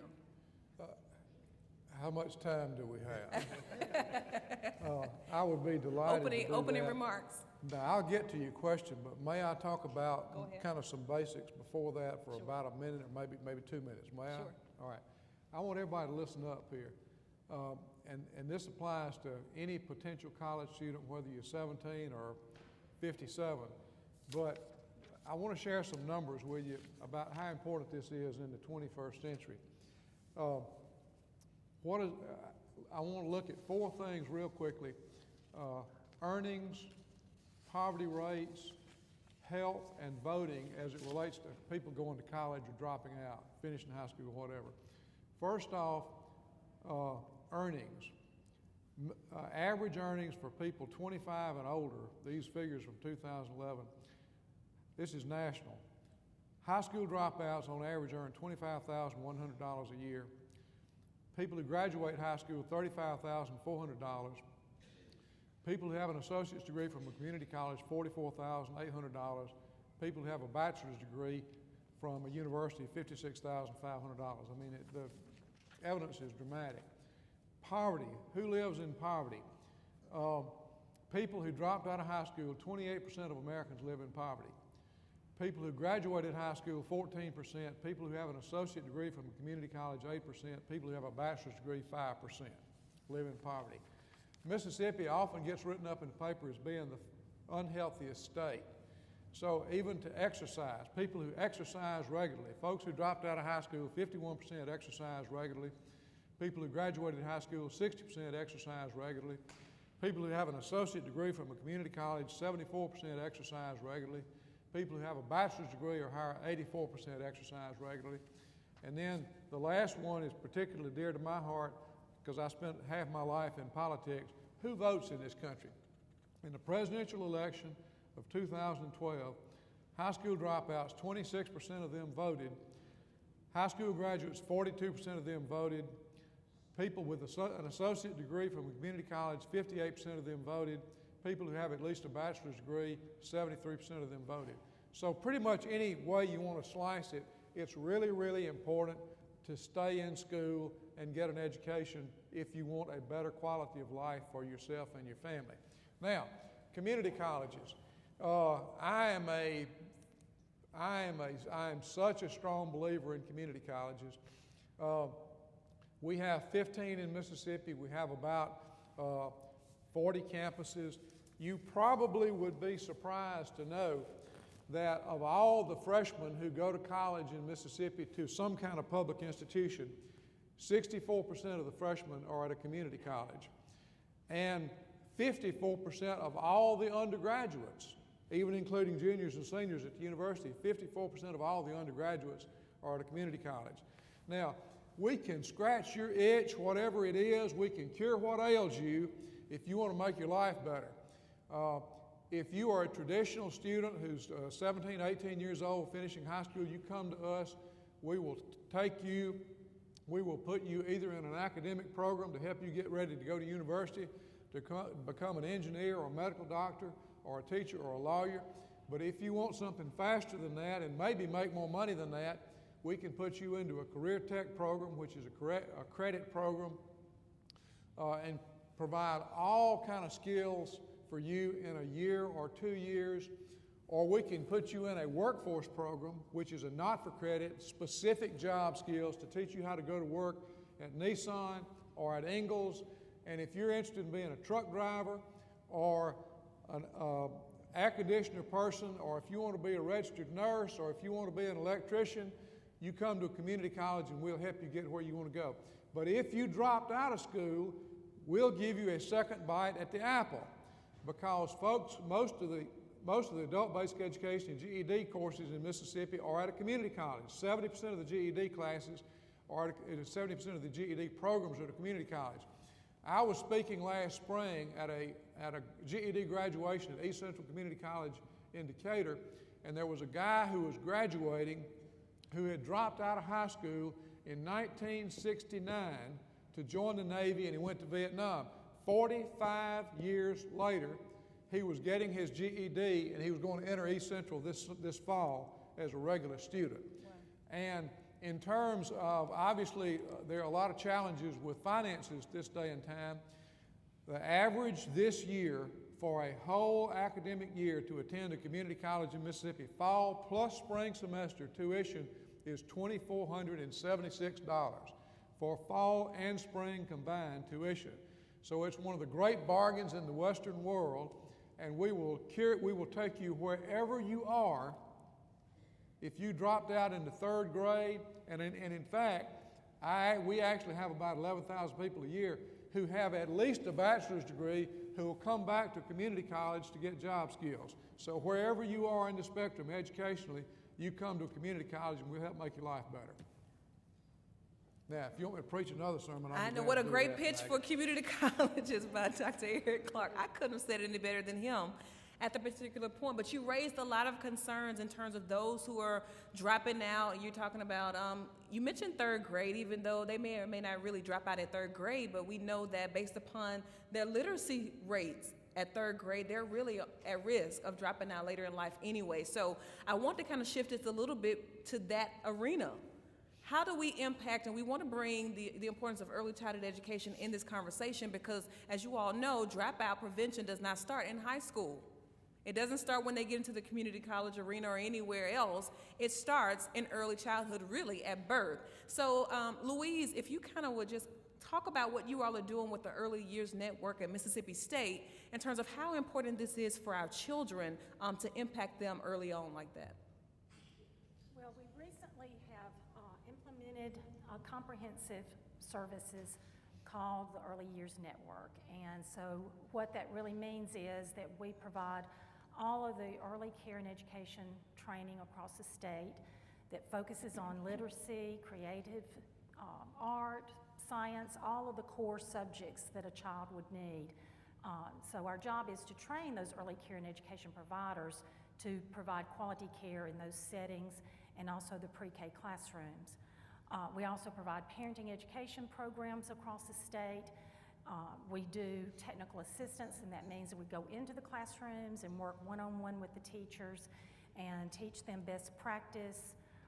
We also have the Quality STARS program, which is the Quality Rating Improvement System, which means that we're working with the centers themselves to improve their level of quality in all of the classrooms so that we can provide quality care across the state.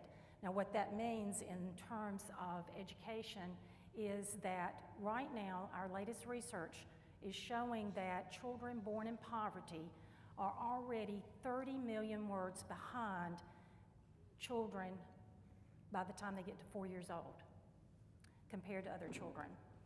So what does that mean we do in our work? We're teaching those teachers how to teach children. We're teaching those parents how to be better parents. And what it means, what do they have to do at home with those children?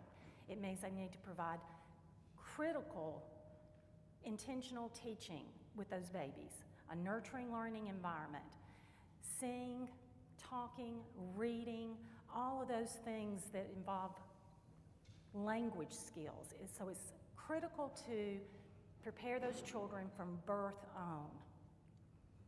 So that's kind of a short synopsis of what we do. And so you talked about it, and I don't know if you all were aware, on yesterday, President Obama hosted the White House Summit on Early Learning. And so Secretary Duncan was announcing these pre-K development grants that we really thought that Mississippi was in line for, and we weren't putting all of our eggs in one basket, but we were really looking for Mississippi to be funded as a pre-K development state.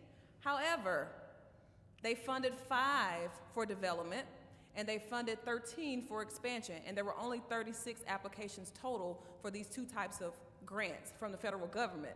But I couldn't help but notice, and I talked to Louise about this earlier because it's an issue and it's a critical piece of this, that Alabama was funded, Tennessee was funded, Louisiana was funded, Arkansas was funded. Guess who wasn't? And guess where we sit? Not just in the bottom, we're right in the middle of all those states I just named. I specifically called them. We are the cookie cutout piece that was not funded for these initiatives when every state around us was funded. And so it doesn't mean that we haven't been making strides as it relates to early childhood, but it also tells us that we have a long way to go, and we have to take a more critical look at what's going on in our state to be competitive for this. So I'm kind of going to pitch a few things to Olita, because who's disenfranchised as it relates to this? For the most part, most of our babies are born in poverty in this state. And so it adversely really affects those children of color across our state. And so Olita, through the Children's Defense Fund, I know you all have been doing a lot of work in the Delta and across the state as it relates to helping our children have a fighting chance in life. What would you say to some of this or some of the work that you all are doing? Thank you, Maggie. Thanks for inviting me. I just want to back up and say a couple of things. I hate that the young people from the Delta Health Alliance have left the room, because the Children's Defense Fund is very involved in work. We operate a contract with the Delta Health Alliance for our Spark program, and I'll talk about that in just a little bit. I'm glad to see my boss in another way, Nita Thompson, who is the executive director of the Mississippi Head Start Association, and I'm also on that board. And Phil and I worked with the Stennis Institute of Government in the past. So there's a lot of, and Eric and I go back to political days, so, and of course Louise. Back 10 years ago, a group of us came together to form something called the Supporting Partnerships to Assure Ready Kids. The Children's Defense Fund received the planning grant for that, and we pulled together a group of people. Represented on that group were Head Start, Louise Davis. I'm an organizer, I'm not an educator. Louise Davis, Kathy Grace at the time, Rhea Williams Bishop. We had people there from the Department of Human Services, the Department of Education. We had child care operators and Head Start operators. And we all sat down and said, okay, we got a shot at something here around early childhood education. And everybody in that room said to me, Olita, we are not going to try to do this as a grant and a project. What we are going to try to figure out is really how we could put together the kind of collaborations in communities that would align the programming, the early education programming between Head Start, child care centers, and public schools. Now, this was in 2003.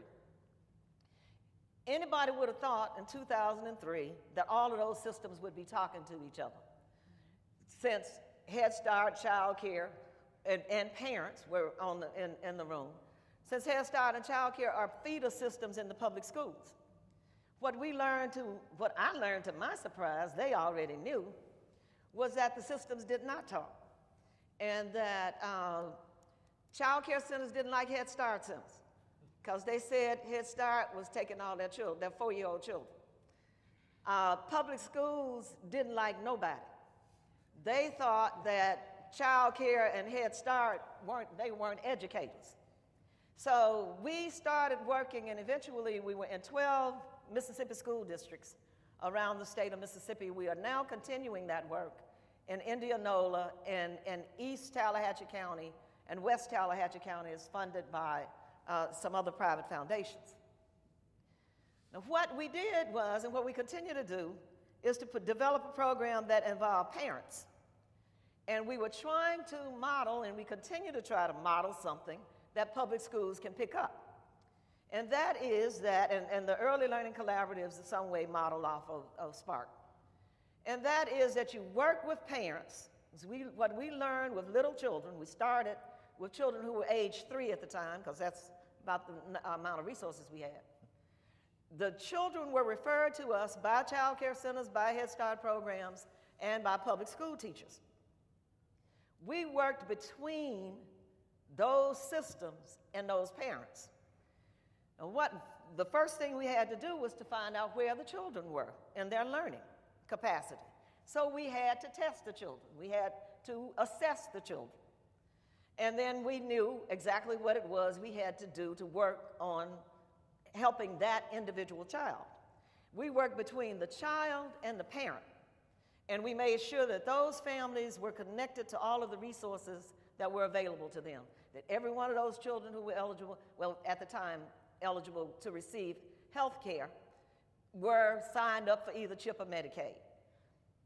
Now, what we learned is that parents, I don't care what your income level, there are very few parents in this country, in this state, in any locality, who does not want to see their children succeed. What we learned was that parents, and Louise talked about the word gap between middle-income families or rich families and poor families. There's also a word gap between families of color and white children, children that grow up in white households. And it has to do with the way we talk to children.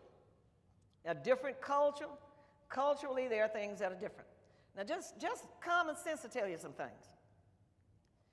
First of all, let me back up. What we learned was that parents didn't know how to work with their children.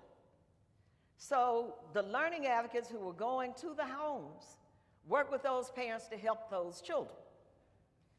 Now, in some of those instances, those parents couldn't read themselves. So we were saying you got to read to children because that's really how children learn words. And they hear words. So some of our learning advocates actually had to draw picture books. They would draw in the book so that the parent can look like they're reading to the child, but they're really telling a story from pictures. But it made a difference. And it continues to make a difference. Now, what we tried to do that for, when they told me from the very beginning, what we tried to do that for, and we tried to set it up so that it would be a program that could get picked up by Title I, so that not just these children that we were working with would get the benefit of this kind of activity, but that school districts could, in fact, use their Title I dollars to do this. And I know I'm not going to talk anymore. So it is working, is the one thing I want to say. We know how to make this thing work. And it works for the parents, it helps the parents feel better about themselves, and it helps the children, and we can get children on task and learning. Now, we can only do so much of that with the limited resources that we have, so we have to look at how we change the way systems operate in order to get children ready. Now, children who start behind, a lot of times stay behind. When they're held behind, which is why third gate is so troubling, when they're held behind, and you'll hear from these ladies, these other people shortly, we know that being held back is a determinant for dropping out. Now, in a classroom, and I tell this story all the time, I have a bunch of grandchildren. I have a cluster of them between ages 6 and 10. When they come over to my house, that group of them, if 4 of those children know how to do the game and the 5th one doesn't, if the 4 of them don't help the 5th one learn how to be engaged in the game, that one child is going to disrupt everything happening. They're going to kick over the checker box. They're going to go through and they're going to be disruptive. So now you take children coming into a school room, coming into a kindergarten room, and when we started Spark, we had kindergarten and pre-kindergarten teachers that cried and said to us, we don't know what we can do with some of these children. They come to us not knowing their real names. They can't, now you couple that with us not fully funding education. So you've taken out the teachers' assistants out of those classrooms, and these teachers are overwhelmed with what they've got to do. So in this class now, and some classes have grown to almost 30 children. In this classroom, you got, say, 20 children who know the work. You got 10 children who don't, who do nothing but create havoc all day long because you don't have anybody to help you with, with managing your class. So, backing up one step from that, and I'm done. Anybody in this room knows, if you're a parent or if you're a grandparent, the first little extra money you get, you're going to do something for your children first. People who have money move into neighborhoods where the school districts, that's the first thing they do. People who have money put their children in early childhood settings that are of quality. We know that. People who don't have money do the best they can. Most families, a third of Mississippians in this state are living in poverty. Of that third, half of them live in half of the federal poverty level. That's a family of 4 making less than $12,000 a year. Poverty is $20,000 for a family of 4. What in the world can you do with $11,000 or $12,000 with 4 children? You certainly can't afford child care. And there's only a few child care slots, contrary to what people think. There's not enough child care slots going around. When those child care slots are there, the state is only paying 65% of the market rate for keeping that child. So that's like saying, okay, well, all you got to pay somebody for keeping your child is 65% of what it's worth. So you can't do a lot with that. There's no margin there. These are small businesses, there's no margin there. So unless we focus on bringing up everybody and making sure that those children get what they need, we're going to continue to struggle at the back end of this with keeping children in school. So we say to you, and I will end with this, get out there and support full funding for education, for K-12 education. It is critical.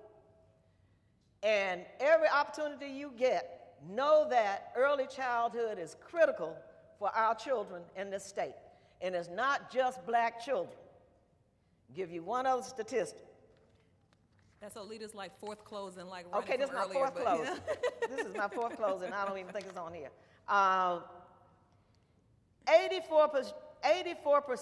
I think it's about 84% of children of color are not reading on grade level in the 4th grade.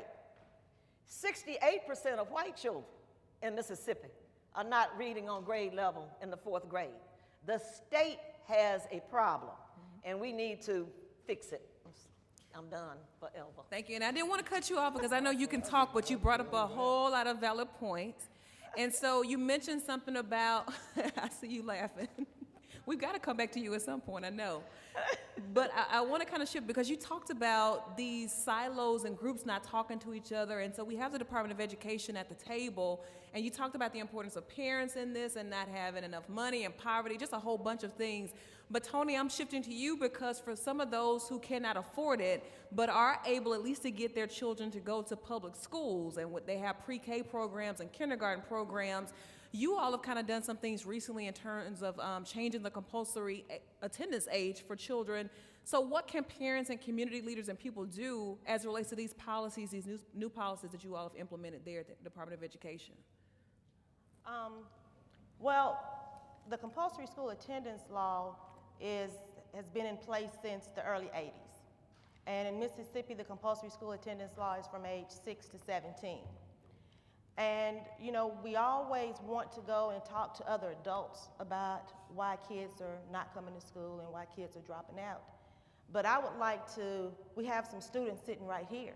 I would like to engage them. And I would just like for some of you to raise your hand and shout out some of the reasons that you know kids are not going to school and that kids are dropping out. So I need for you all to help me right now. So I need you all to participate. So just raise your hand and yell out. Okay, right over there. Why?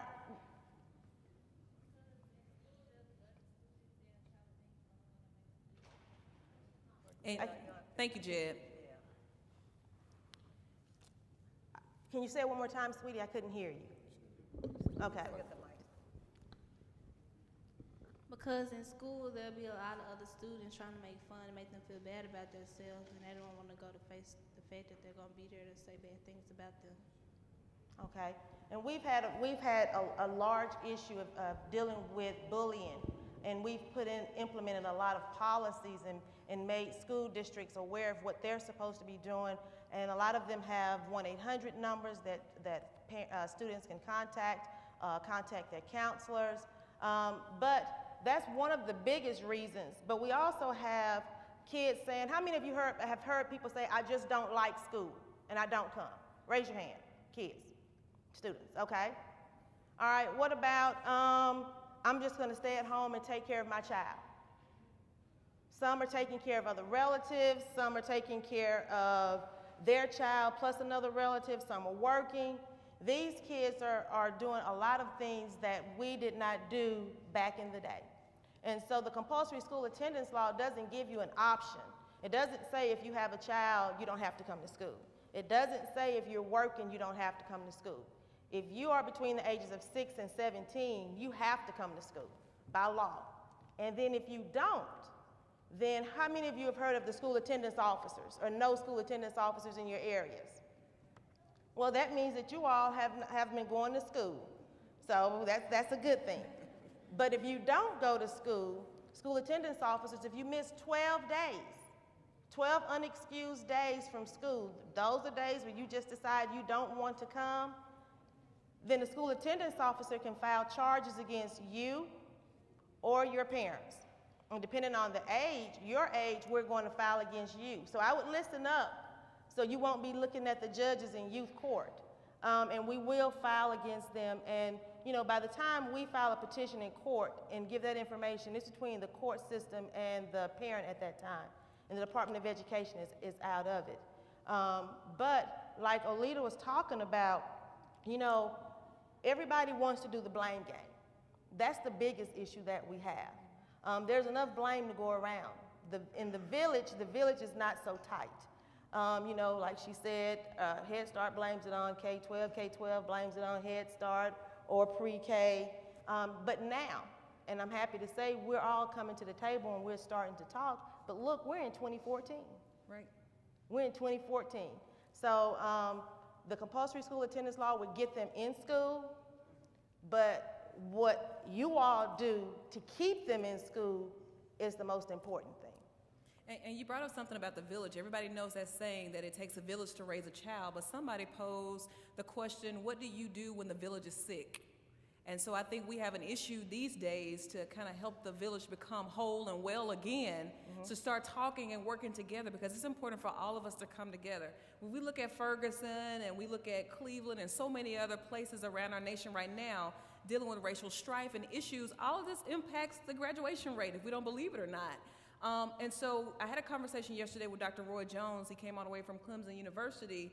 But there are some issues that we're dealing with our men of color, but they've been able to work out some things with Clemson University across the nation, and actually we have a program here at Jackson State University that's really looking to empower and to engage our men of color. So Dr. Jones, if you can kind of come into the conversation and talk about the Call Me Mr. program, and even kind of reiterate some of the things that we kind of talked about yesterday, even on the campus for Clemson in terms of things you all are dealing with. Thank you, Maggie. And also I want to express my gratitude and appreciation for being invited to be here. I'm here really for two good reasons. One, because Maggie Stevenson is very hard to say no to. And secondly is what she raised as the question here. We have a Clemson University, where Call Me Mr. is headquartered, has a partnership and collaboration with Jackson State University to implement our program at Jackson State that has been so successful in South Carolina, where we have, the mission is to identify primarily African American males who will attend our partner colleges to pursue teacher education, to teach at the early childhood elementary level in our public schools. That has been both counterintuitive and countercultural over the last generation or so.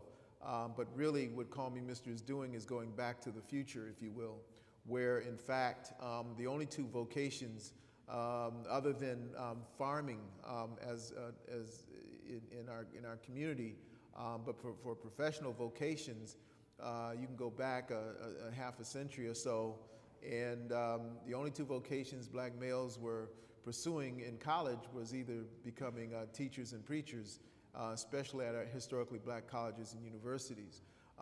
That is no longer the case. Now there are a number of other options to pursue in college. The problem is that over the last several decades, the number of African American teachers has decreased significantly in our country across the board. We thought we were the only ones with the problem of having fewer than 1% of African American males teaching at the elementary level in our public schools in South Carolina. And when you consider that South Carolina is 1/3 African American, 40% of our students are African American, but fewer than 200 of our teachers were males teaching at an elementary school among over 20,000 teachers in the workforce, serving in over 600 schools. So it doesn't take a math genius to figure out if you take a 200 with 600 schools and spread them out one per school, that would not give you one black male in an elementary school in our entire state. And of course, that's not how it was coming down. So that's not what the demographic was. They were concentrated in the cities especially. So it meant we extrapolated that. We had 500 out of our 600 schools when we got started 15 years ago where there was not a single black male. Yet in our state, black males were the most referred for discipline, suspended, dropping out, and expelled among our school population, student population. So we looked at this 15 years ago and said we had to do something about it, especially when 65% of our prison population were incarcerated, black and brown men. And yet, our schools weren't reflecting that in the teacher workforce.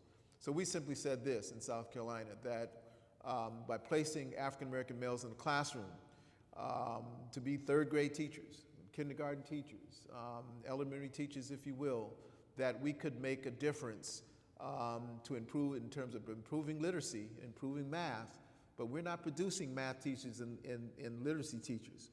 We're producing educators that meet students where they are, that can affect student achievement. So, and we've also felt that by changing the stereotypical image of black males coming out if they make it through high school, and in our state, half of our black males were not even making it through high school, and it's not a whole lot better right now, that placing them in school systems at the early grade levels where there are fewer males, period. In fact, our state placed the fewest number of males in our classrooms than any other state in the nation, black or white.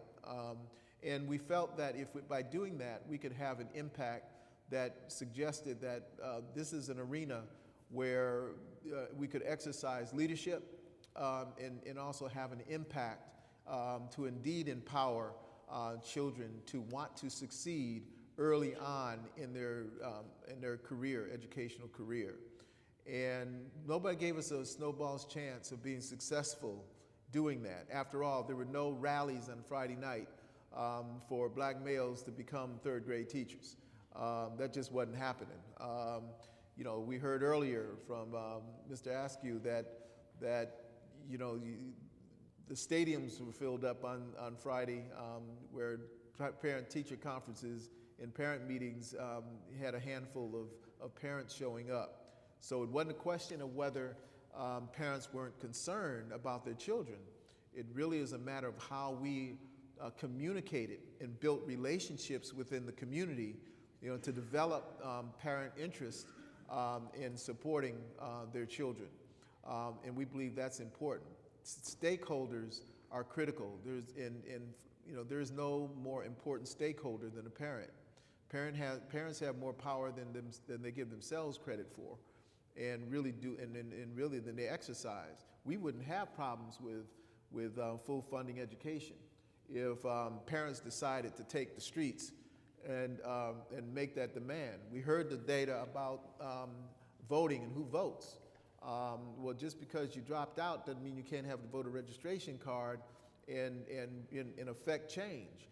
It's really a matter of mindset, because we're taught to believe that only the privileged get to take part and benefit from our society. And when I heard about the funding that didn't go to Mississippi, well, I didn't hear South Carolina on that list either. And we tend to be neck and neck in terms of fighting who's going to be on the bottom of things. Well, we decided that the answer, and I want to say this too. I'm glad some of the young folks came back in the room, because I was disheartened that we lost half of our room when we got started. It was interesting. I'm into subliminal messages. That the room was full during lunch. When we got up on stage, all the young folk left. So I don't know what that said to us. But I'm glad they came back because this was such an important dialogue, and what MPB is doing to allow for there to be a significant student voice in the room. Not a token student voice, not the one or two, but a significant student voice where there's an actual dialogue among youth in a safe environment. That is really critical. We are trying to produce culturally sensitive and generationally sensitive educators, and call me Mr., because we recognize that there are generational gaps that go on in a classroom that people with that had gray in their hair like mine may not understand or really be able to connect or adapt to in a classroom. And see, we have to begin to really realize that, you know, pre-integration and post-integration has produced a very different mindset of young people, yet the achievement levels and the progression of our students are actually pretty much the same, and some would argue to be worse as a result of not having that dedicated workforce of teachers that are committed to everybody's education.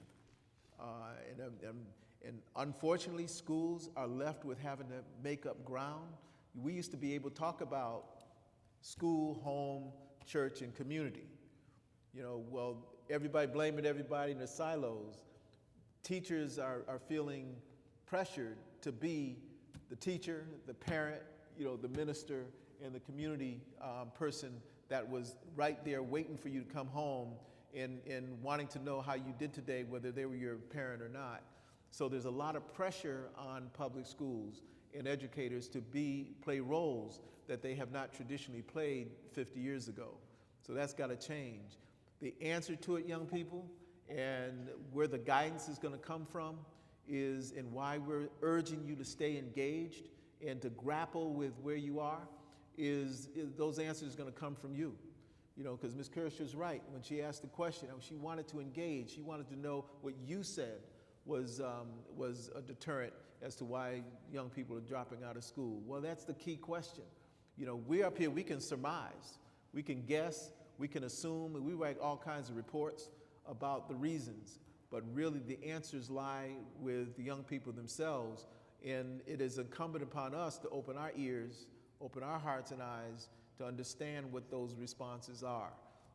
So yeah, this is a critical forum for us, and Mississippi is the second home for me because of our relationship with Jackson State and what we're trying to do with this program. How many of you were in the session with the Misters this morning? We had 30 or 40, yes. And those were we empower Misters to take the lead. And these are 18, 19, 20-year-old young men that are dedicated and committed to becoming educators to make a change, to being the change, to changing the face of education in our country. And that's their commitment, that's their dedication, and it is not hard. It is not easy, a challenge, but they're in it for good. And I will say this to accent that since 2004, when we first graduated, our first graduation of graduate of Misters, for the past 10 years, every year and every semester, every Mister that have completed the program at any of our partners, every one of them have gotten jobs, and every one of them are still in education and still employed. That is a 100% retention, in contrast to the data that we're hearing about dropouts and lack of achievement. Every one of them have jobs, everyone working, and the few that are not in the classroom still teaching are principals and other serving in education in other capacity. And 95% of the Misters that came out of South Carolina or entered the program in South Carolina are from South Carolina. We didn't have to go through the other side of the world or in other states to find our students. They were looking at us, they were staring at us every single day. They may not have looked like they do now after they graduated and became a teacher. In fact, some of you, I guarantee you, For the educators in the room and community folks and parents in the room may not have chosen them to become teachers. But you got to look and assess, what leadership looks like and what leadership skills look like. It doesn't always look pretty when it's raw. But when you recognize the talent and recognize the attributes and the virtues that young people have to offer, you'd be amazed what they're able to do with a little support and incentive. So 95% of our ministers come from South Carolina, and they all have to teach in South Carolina when they're done. We don't let them go. And that's the same message we have in Mississippi. The talent is here. It's right here. I don't care whether you're funded or not funded, the talent is here. And when they finish Jackson State, guess what? They're going to teach in Jackson. They're going to teach in Mississippi. They're going to teach in Jackson. They come from right here in Mississippi. So we're only demonstrating that we can be the difference, despite all of the dismal data and statistics. And I'm here because to be encouraging and to know that, I will always, answer the call for folks that are sharing the same mission that we share. And so I appreciate everyone that's stuck and stayed, and I hope to meet as many of you as I can before I jump back on the plane. And I hope somebody tweeted that last part of what he said, that we have to assess what leadership looks like. And for a lot of our students, it's about being able to see their potential, even though it's in a raw or a rare form. That was powerful to me, that in terms of what he said. So before our panelists give their final comments, I'll give them about 30 seconds or a minute a little later. But we wanted to open the floor to interview you all. We have 2 mics down at the front. If you all would like to ask any questions or pose any thing as it relates to this conversation, because we want to get you involved in that process in terms of what we can do to make this a reality. So anybody? And when you come to the mic, if you'll at least tell us who you are and what organization or school that you represent. I think it's on. Which number is on there?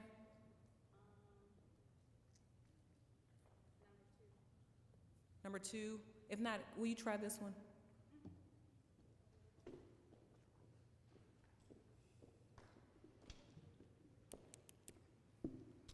Good evening. Oh, that's loud.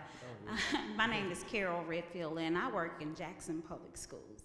And I listen to all of your comments, and I know that you all are doing a great job, and each of you have a different job in the capacity of helping children. But I get to see firsthand what our children need, and I know that I heard you say that early childhood is one of the things that need to be focused on, and I'm in agreement to you. My question is, we have all of these different organizations working in different aspects in children's life, but the one thing we know that we can fix is early childhood. Right now, we have the literacy test in place. That's the GATE. For many of you who don't know what that is, that's the 3rd grade test that the students take for literacy. We know now that most of the 3rd grade K through 3 students, over 85% of them are reading behind grade level. So we know pretty much that it is a foundational problem, which points back to early childhood. Well, in the state of Mississippi, it's not mandatory for students to go to school until 1st grade. So most of these students come to school in kindergarten not able to hold a pencil. They don't know their ABCs. They don't know their name. And they're already behind at a disadvantage. By the time 3rd grade rolls in, we're at high-stake testing. We're already behind. But then we're tested along with every other state who have all these programs in place. So we know where the problem lies. We have all of these talented people, powerful people in here. Is there any way that we can get together and work on that solution? That's a very valid question. Any of our panelists want to take that up? Let me just start off by saying that the Department of Education has made some great strides in trying to revise the compulsory school attendance law to get the age down to kindergarten being mandatory. There was a clause in there that said that parents could disenroll a student at least one time. We were really, really glad that that part was revised and was taken out. So we're hoping that in the near future we can have it where kindergarten is mandatory because, as you stated, it is not mandatory that they attend, it's mandatory that you offer it, but it's not mandatory that they attend. So we are working on that to get kindergarten mandatory. Any other comments? Yeah. So, is it Olita? I can't see. Can you hear me? I can't hear you yet. They'll fix the microphone if you just keep talking. Can you hear me now? You can Yes. hear me? Like a commercial. I appreciate your comments, and that's what we hear all the time. Concern I have is that we need resources in the state. We need political leaders that understand what you understand. That we are putting the onus of all of this on the children.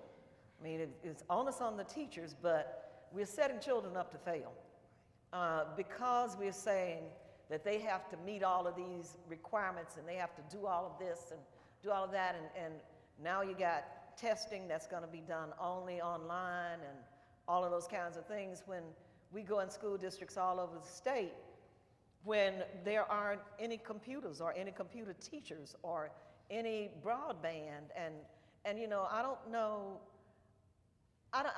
what people are thinking, but it's just like the children are just thrown out there.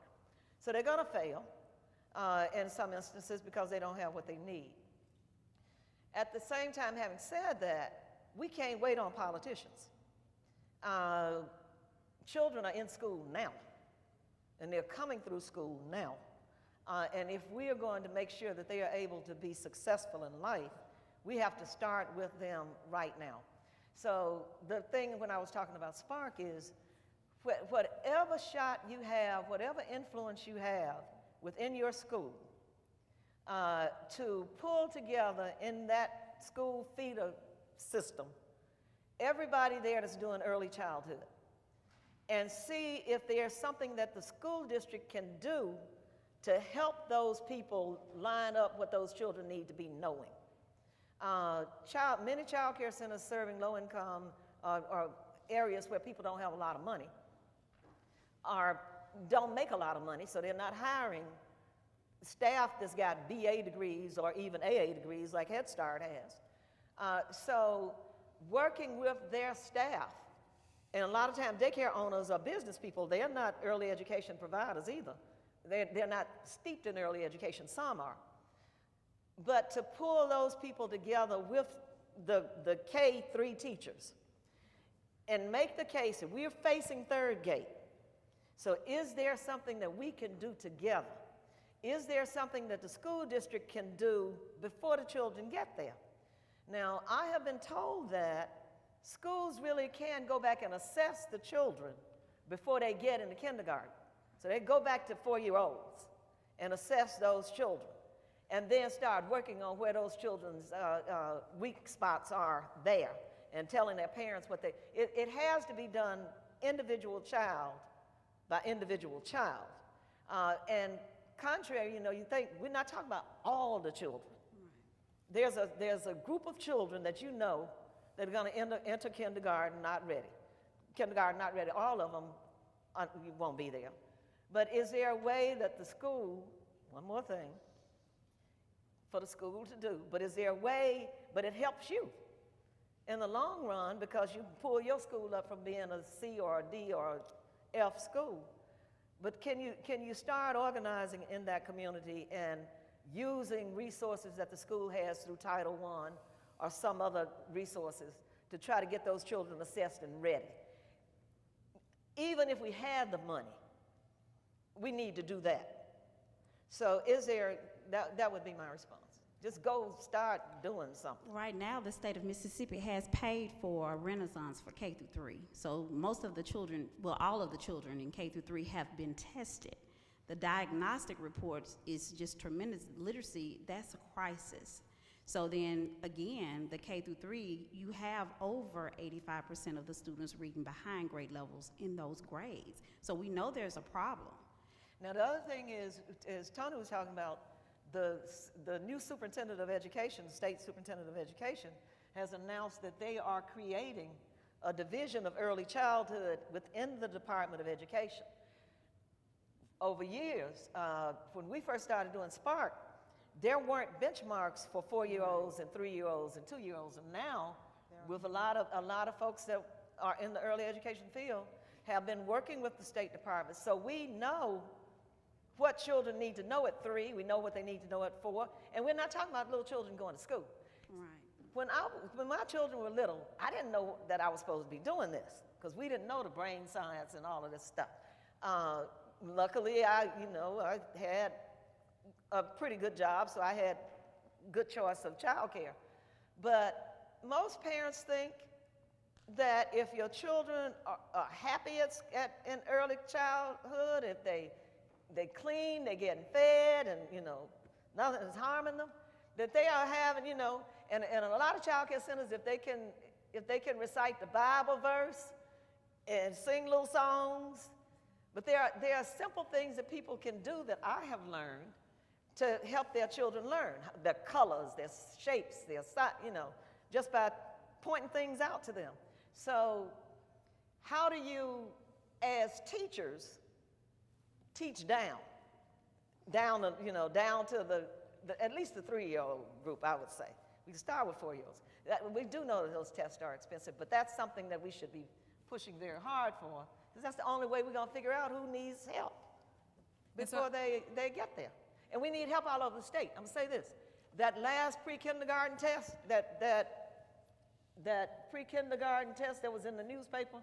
The kindergarten readiness assessment, the The pre-kindergarten readiness assessment. Kindergarten. Case. Pre-K, we're not doing it anywhere. The Madison School District did not make the cut score. So there were only like 5 or 6 school districts in the state that made that cut score. Right. So we got to do something different. Right. You would have thought that the higher income school districts would have been on target. No. But the feeder system has to be looked at.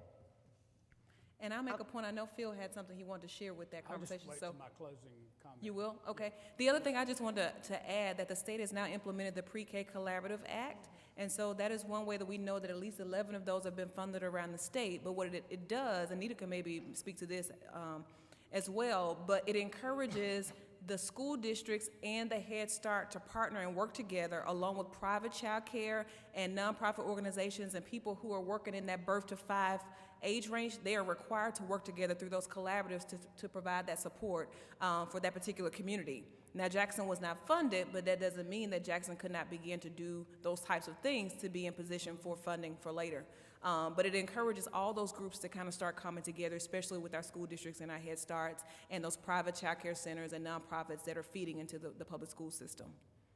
But Maggie, yes. Even if you're not a collaborative, I mean, that doesn't, you know where those church programs are, you know where those daycare programs are, you know that you can go and go there and work with those teachers and provide guidance on these are the benchmarks that they would need to know, and work with those individuals. So it's a matter of just stepping outside of your comfort zone, going out there into the community. You don't have to, like Walita said, wait on necessarily the funds to come. Just as long as you have the manpower to go out there and say, this is what they need to know by the time they enter kindergarten. Because some don't know that they can go on the website and pull down. Right. So. Thank you for your question. We're running out of time, but I saw one more here. And so I don't think I saw any more questions, so we'll close with this and then provide our closing comments from our panelists. Hi, my name is Alice Galden, and I am a program manager for Jobs for Mississippi Graduates. I can remember a while back, I think that there was a campaign going that says, get on the bus. My problem is, what happens when they get off the bus? Are there any strategies that any of you all know that are going on to try and make sure that we can get more parents involved? In the kind of work that we do, we find out that there are so many things going on that are adverse at home with our kids. And so many of our parents are not educated sometimes. Can anybody tell me whether or not there are things going on to find a way to be able to reach parents? That is so important in a child's life, is that the parent be involved, especially when they're small. So that is my question. What happens when they get off the bus? Well, I will tell you that it's interesting that you bring that up because, you know, we do have a parent coordinator at the Department of Education. But Dr. Kim Benton, who's the chief academic officer, pulled together a team, and Dr. Tell, I think she's still here, is the chair of that team, and we are working to come up with guidelines about what are we going to do as an agency to reach parents, whether that be the MDE going out and doing more meetings with parents to educate them, put more information on a website where it's dedicated just for parents. So we're in the beginning stages of that. Hopefully we'll have that up and going by the new year. So we are looking at that, looking at coming up with job descriptions for those parent coordinators that are out in the districts. Looking at what a parent center is supposed to look like in those districts. So there's some conversations around that going on at the department. So we are working on that. I think we're great because I think it's so much needed. Thank you. Maggie. Yes. As I mentioned a few minutes ago, most of the adult basic education and GED work in Mississippi goes on at the community colleges. And so obviously trying to keep people in school is so important. I mean, it's just incredibly important. But we have more than 500,000 adult Mississippians who did drop out of school, who don't have a high school diploma and don't have a GED. But they can come back. And that's something in terms of parents being able to be better parents and being able to make a better living for the children and being able to provide a better home life is they can come back. I mean, we have folks across our state who are on welfare or they're working the night shift at the convenience store who come back and prepare themselves to make a better living for themselves, for the family, provide a better home life for the family so they can come back, they can get a second chance through adult basic education and GED. Right, and some of them have completed the GED and then gone on to colleges and universities and completed 4-year degrees and masters and doctorates even afterwards. So I personally know 3 people who have very important positions in the Mississippi Community College system who dropped out of school, came back later, got a GED, went on and got a PhD, and now are powerful people, influential people doing great work in our community colleges. right, definitely so. So our closing comments from our panelists, we'll begin with you, Phil Hardwick. I'll close with a question. What is the 21st century mission of public schools? That's a question that the National Issues Forum asked its group of facilitators to hold community discussions on around the country, and I was one of those. The way the question is framed is there are 3 choices, and you're asked to discuss those choices and choose. So the question is, what's the 21st century mission of public schools? And the choices are 1, to create workers for the workforce, 2, to develop the whole person, or 3, to develop good citizens. Now, if you had to choose among those 3, what would you choose? Here's what I found as I facilitated these forums around the state. I learned, after the first one, by accident, to put the educators in one group, the business community in one group, and the community in another group. In every case, the business community and the community chose to provide workers for the workforce. In every case, the educators chose to develop the whole person.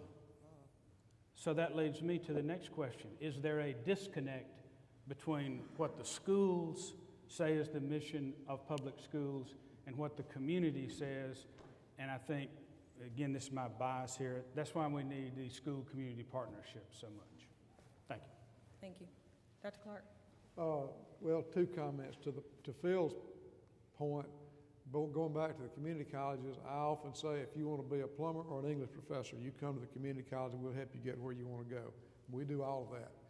But the other point that I would make is, and everybody in earshot, please think about this afternoon driving home, what you can do in your community, in your school, in your church, in your civic club. Keep kids in school. Keep kids in school. I mean, that's something that's tangible that we can all understand. It's pragmatic. Keep kids in school. I mean, and I'm not talking about 30,000 foot level. I'm talking about in your hometown. in your group of folks that you deal with every day in your local school? What can you individually do as well as professionally do to move the needle to keep kids in school? All right, Dr. Jones? Well, I definitely believe in lifelong learning. I mean, he's got me considering getting another degree from the community college. Because every time I have to, my car breaks down, something busts up and the plumbing goes bad, electrical work, I got to call somebody. And it's not usually my PhD colleagues that I call to come fix it. So it's a real message there. But I believe that development for young people requires support. And sometimes that support has to be supplemented, around home. I'm a strong believer that if you think about how we all came through school and became quote unquote successful, we didn't do it by ourselves. And if we're kidding young people, if we give them the impression that we pulled ourselves up by the bootstraps, there was somebody along the way. There was somebody in our journey, or some bodies, in most cases, there were several bodies that made a difference. So for a child that doesn't have a natural support system, one of the ways that they're going to be kept in school is for us to identify each and every child and ensure that they have a championship team built around them. Not those that are chosen because of special talent, but I mean those, what about that, first grader that's struggling, there takes at least, 3 or 4 people around that first grader to catch him or her, no matter which way they turn, to ensure that they stay on the right pathway for success. Any child that is isolated or we see on their own, is the likelihood that they're going to be able to navigate the system of education is, I think we're kidding ourselves if we think that's going to happen. So building networks around children and developing relationships with everybody within our school community is, I think, a critical part of what makes, what allows for success for young people. And I'm just a promoter of education and educators, building educators, and talking about becoming educators. So that's my take on. Alita? Just say that in the state of Mississippi, according to the governor himself, there are less than 14,000 families on welfare in the state. People have timed out or they've been kicked off. So folks are living in a lot of poverty. And poverty breeds dysfunction. So, take a little heart and know what some of these families are dealing with, and these children are dealing with when they come to you from school. Can't defend a lot of stuff, but the way we can fix it is to make sure that the children are successful. Then we can create new generations of people that will be able to function in society. And the final thing is go out and support better schools, better jobs. The constitutional amendment that would require the state of Mississippi to fully fund equitable education. There will be a lot of misinformation out here, and people throwing good money after bad. Money is not all of it, but you sure can't do anything if you don't have enough money. So please go out and learn as much as you can and support better schools, better jobs, the campaign for a constitutional amendment, the state of Mississippi to fund education. Louise? Well, it's hard to follow that. I think I'll wrap my comments up with several things that I've heard today. I think that parents are the key to the future of our children, but for parents to be the key, they need support, and they need a system of support. And we're the keys to that support system. They need all the help they can get, and we need to meet them where they are. We don't have We keep hearing we don't have money, but there really is money in the state to do what we need done. And if we want to move forward, we have got to invest in our children. We have got to have a strong early childhood system in this state. And there is money. And everyone sitting in this room can vote and be an advocate. Even if you're not of age to vote, you can be an advocate and learn, like Alita said, get the right information and get out there and do something about it, because we do have a few legislators in our corner that are finally getting it. And the result of that was the pre-K collaboratives. We need those expanded. Every community needs a pre-K collaborative. Every school needs a parent liaison that will work on behalf of those parents and those children. And superintendents can utilize that Title I money in lots of different ways. So if you can advocate that superintendent to take that Title I money and put it in parenting education, that's a start right there. So thank you. Great point. Tony, to close us out. Well, I'm going to be very brief. Everyone sitting in this room and everyone that left, we are all dropout prevention. So I'm just going to say, when our kids fail, our schools fail, we all fail. So when we leave today, let's just make sure we stop the drop. Thank you so much. Can you all give... Can I say one more thing? Okay. One more thing. And I'm going to say this, I'm going to go out on a limb, and I'm going to say this on behalf of the whole panel here. As I sit here, I'm looking at a children's television program being displayed over there.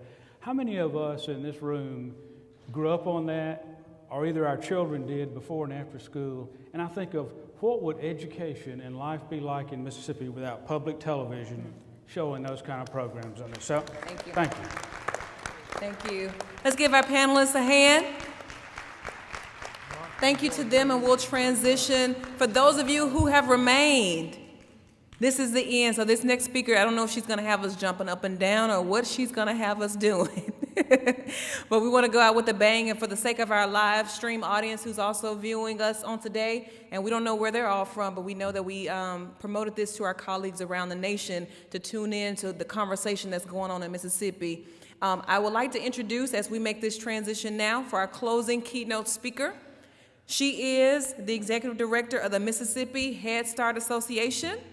So join me in welcoming to the stage to close us out on today, Nita Thompson.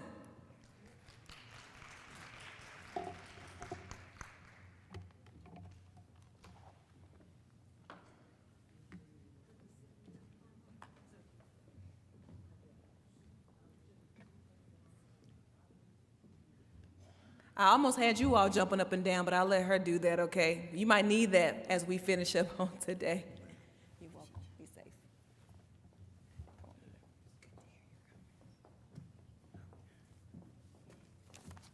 Well, for the 12 of us that are left,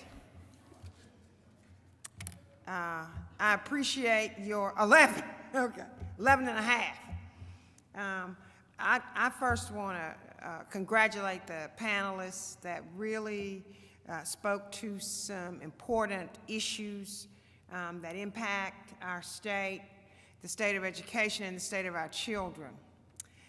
I agree with Dr. Jones. One of the reasons I'm here is because of Maggie.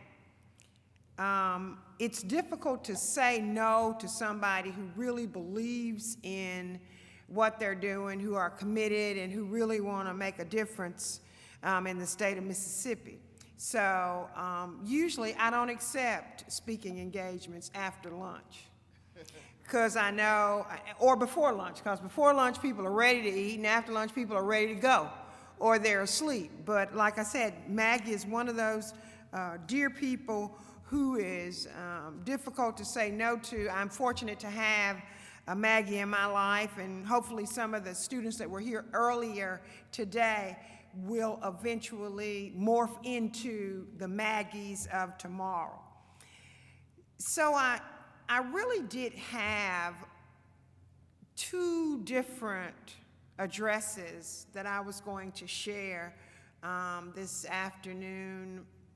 Both of them really were geared more towards students and young people, but I always make an effort when I'm asked to participate in any type of forum to try to get there a little early, sort of mill around and listen to some of the comments of the participants, and then sit in on actually some of the sessions to sort of see what the flavor and the flow of the event has been. So I'm really happy to tell you that I'm only going to talk about 3 minutes, and I'm not going to use either one of the 2 presentations that I prepared, because just from discussions and conversations I overheard earlier and the panel, there are really only about 4 points that I think are important to make.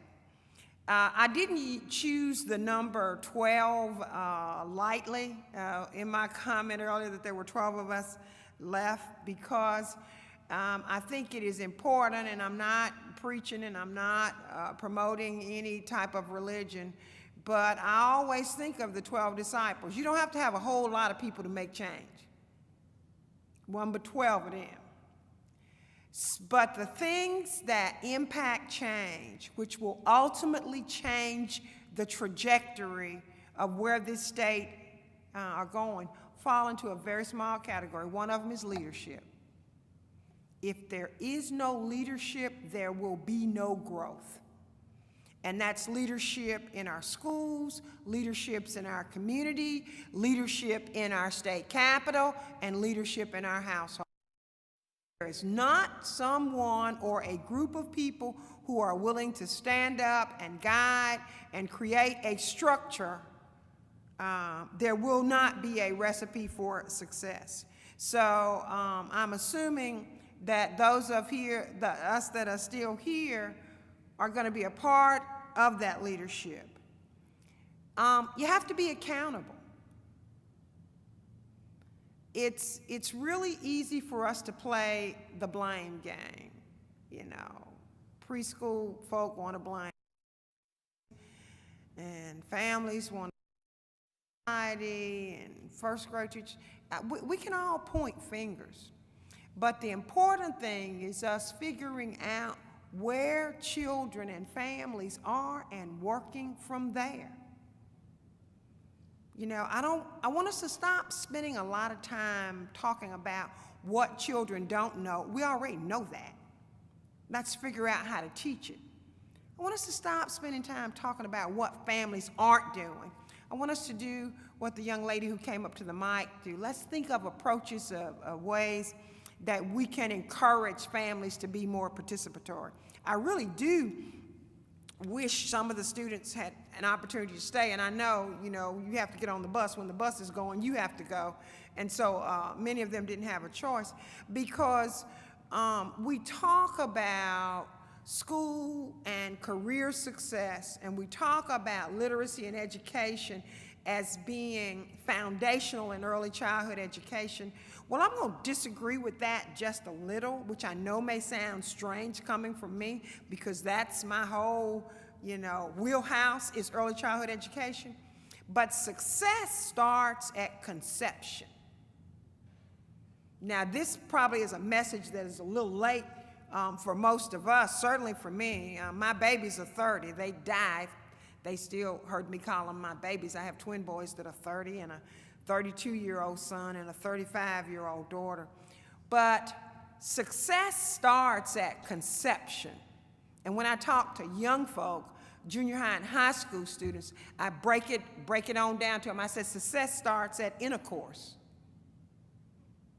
Because those decisions that they make every single day in their lives is either going to get them closer to the goal that they've set for themselves, or it's going to move them further away.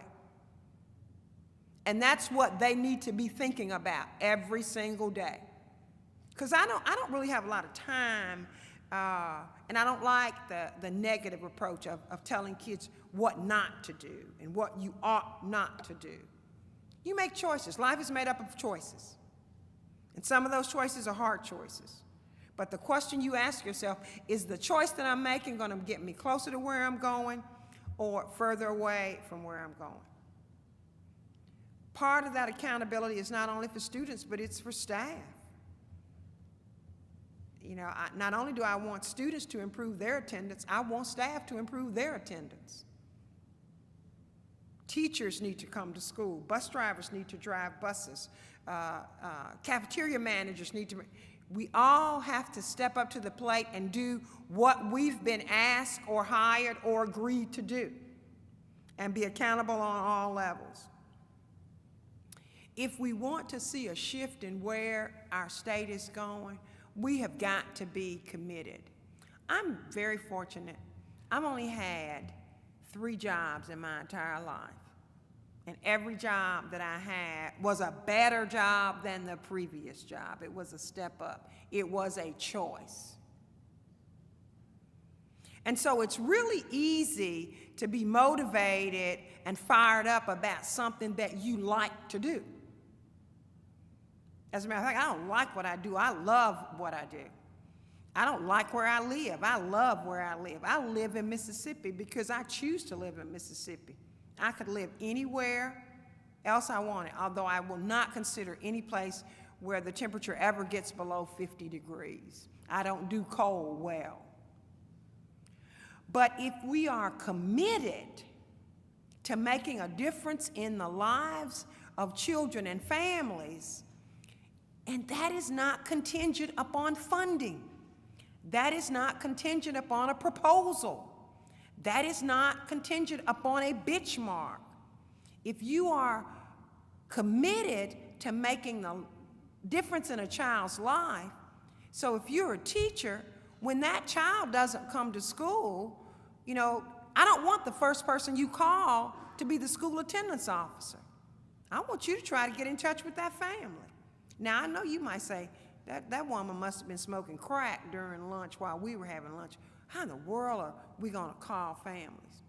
Well, I come from a long line of educators. Both of my parents were educators. My mother taught in the Clarksdale Public School System for 30 years, and my father taught in the Coahoma County School District and Clarksdale School District for over 30 years. And they knew every child by name, whether it was their real name or their nickname or their whatever they called themselves. And they knew a member of every one of those children's families. So it might have been their grandmama, their uncle, their cousin them, or somebody. But they knew somebody that was connected to that child. And see, we didn't have Walmart when I was a child. I'm gonna really date myself now. Y'all remember F&W Woolworth and Ben Franklin and McCory's? When we went to those stores, if my mama or my daddy saw somebody, they'd say, Miss Louise, John Earl been kind of acting up this week. Or Miss Louise, John Earl did real well. Did he tell you about what he did? They made that connection. And that's the difference, you know. So when we get into Walmart now, instead of going down a separate aisle when you see John Earl's mother, you need to meet John Earl's mother head on. And sometimes those meetings and those conversations are going to be easy, and sometimes they're going to be challenging. But if we expect to make a change, we've got to do that. And the last thing you're going to have to do, I told you it was going to be short, is you have to keep the faith. I know that sometimes the work is disheartening. I've been on this journey of working with children and families for over 3 decades. And Olita's had conversations with me, and Louise and Tony. And, you know, I'll say, y'all, what are we doing? We've been working for 30, 40 years, and the numbers aren't changing. If you look back when we started back in the 70s, the numbers are pretty much the same. The needle's not moving. But you know what is encouraging? Is the example that Eric Clark just gave of somebody who dropped out of school, who came back, and who made it. You know what's encouraging? When you see that mother who maybe got pregnant in 7th, 8th, 9th, or 10th grade. And I tell you, I was not very encouraged last week. I was up in Clarksdale, and I was talking to some people in a program, and they said, you know, we got 2 8th graders that are pregnant. I go, boy, here we go again. We got to really get busy now. But for that child who got off course just for a while, who took a detour, but you help them get back on track. Because if you give up no amount of funding, no amount of resources, no infrastructure, no facility, no benchmarks, no outcomes will be able to change the trajectory if you don't keep the faith. I want to encourage you, as you encourage me, for us to work together to try to make the village strong, to try to make communities stronger, and to try to make schools better.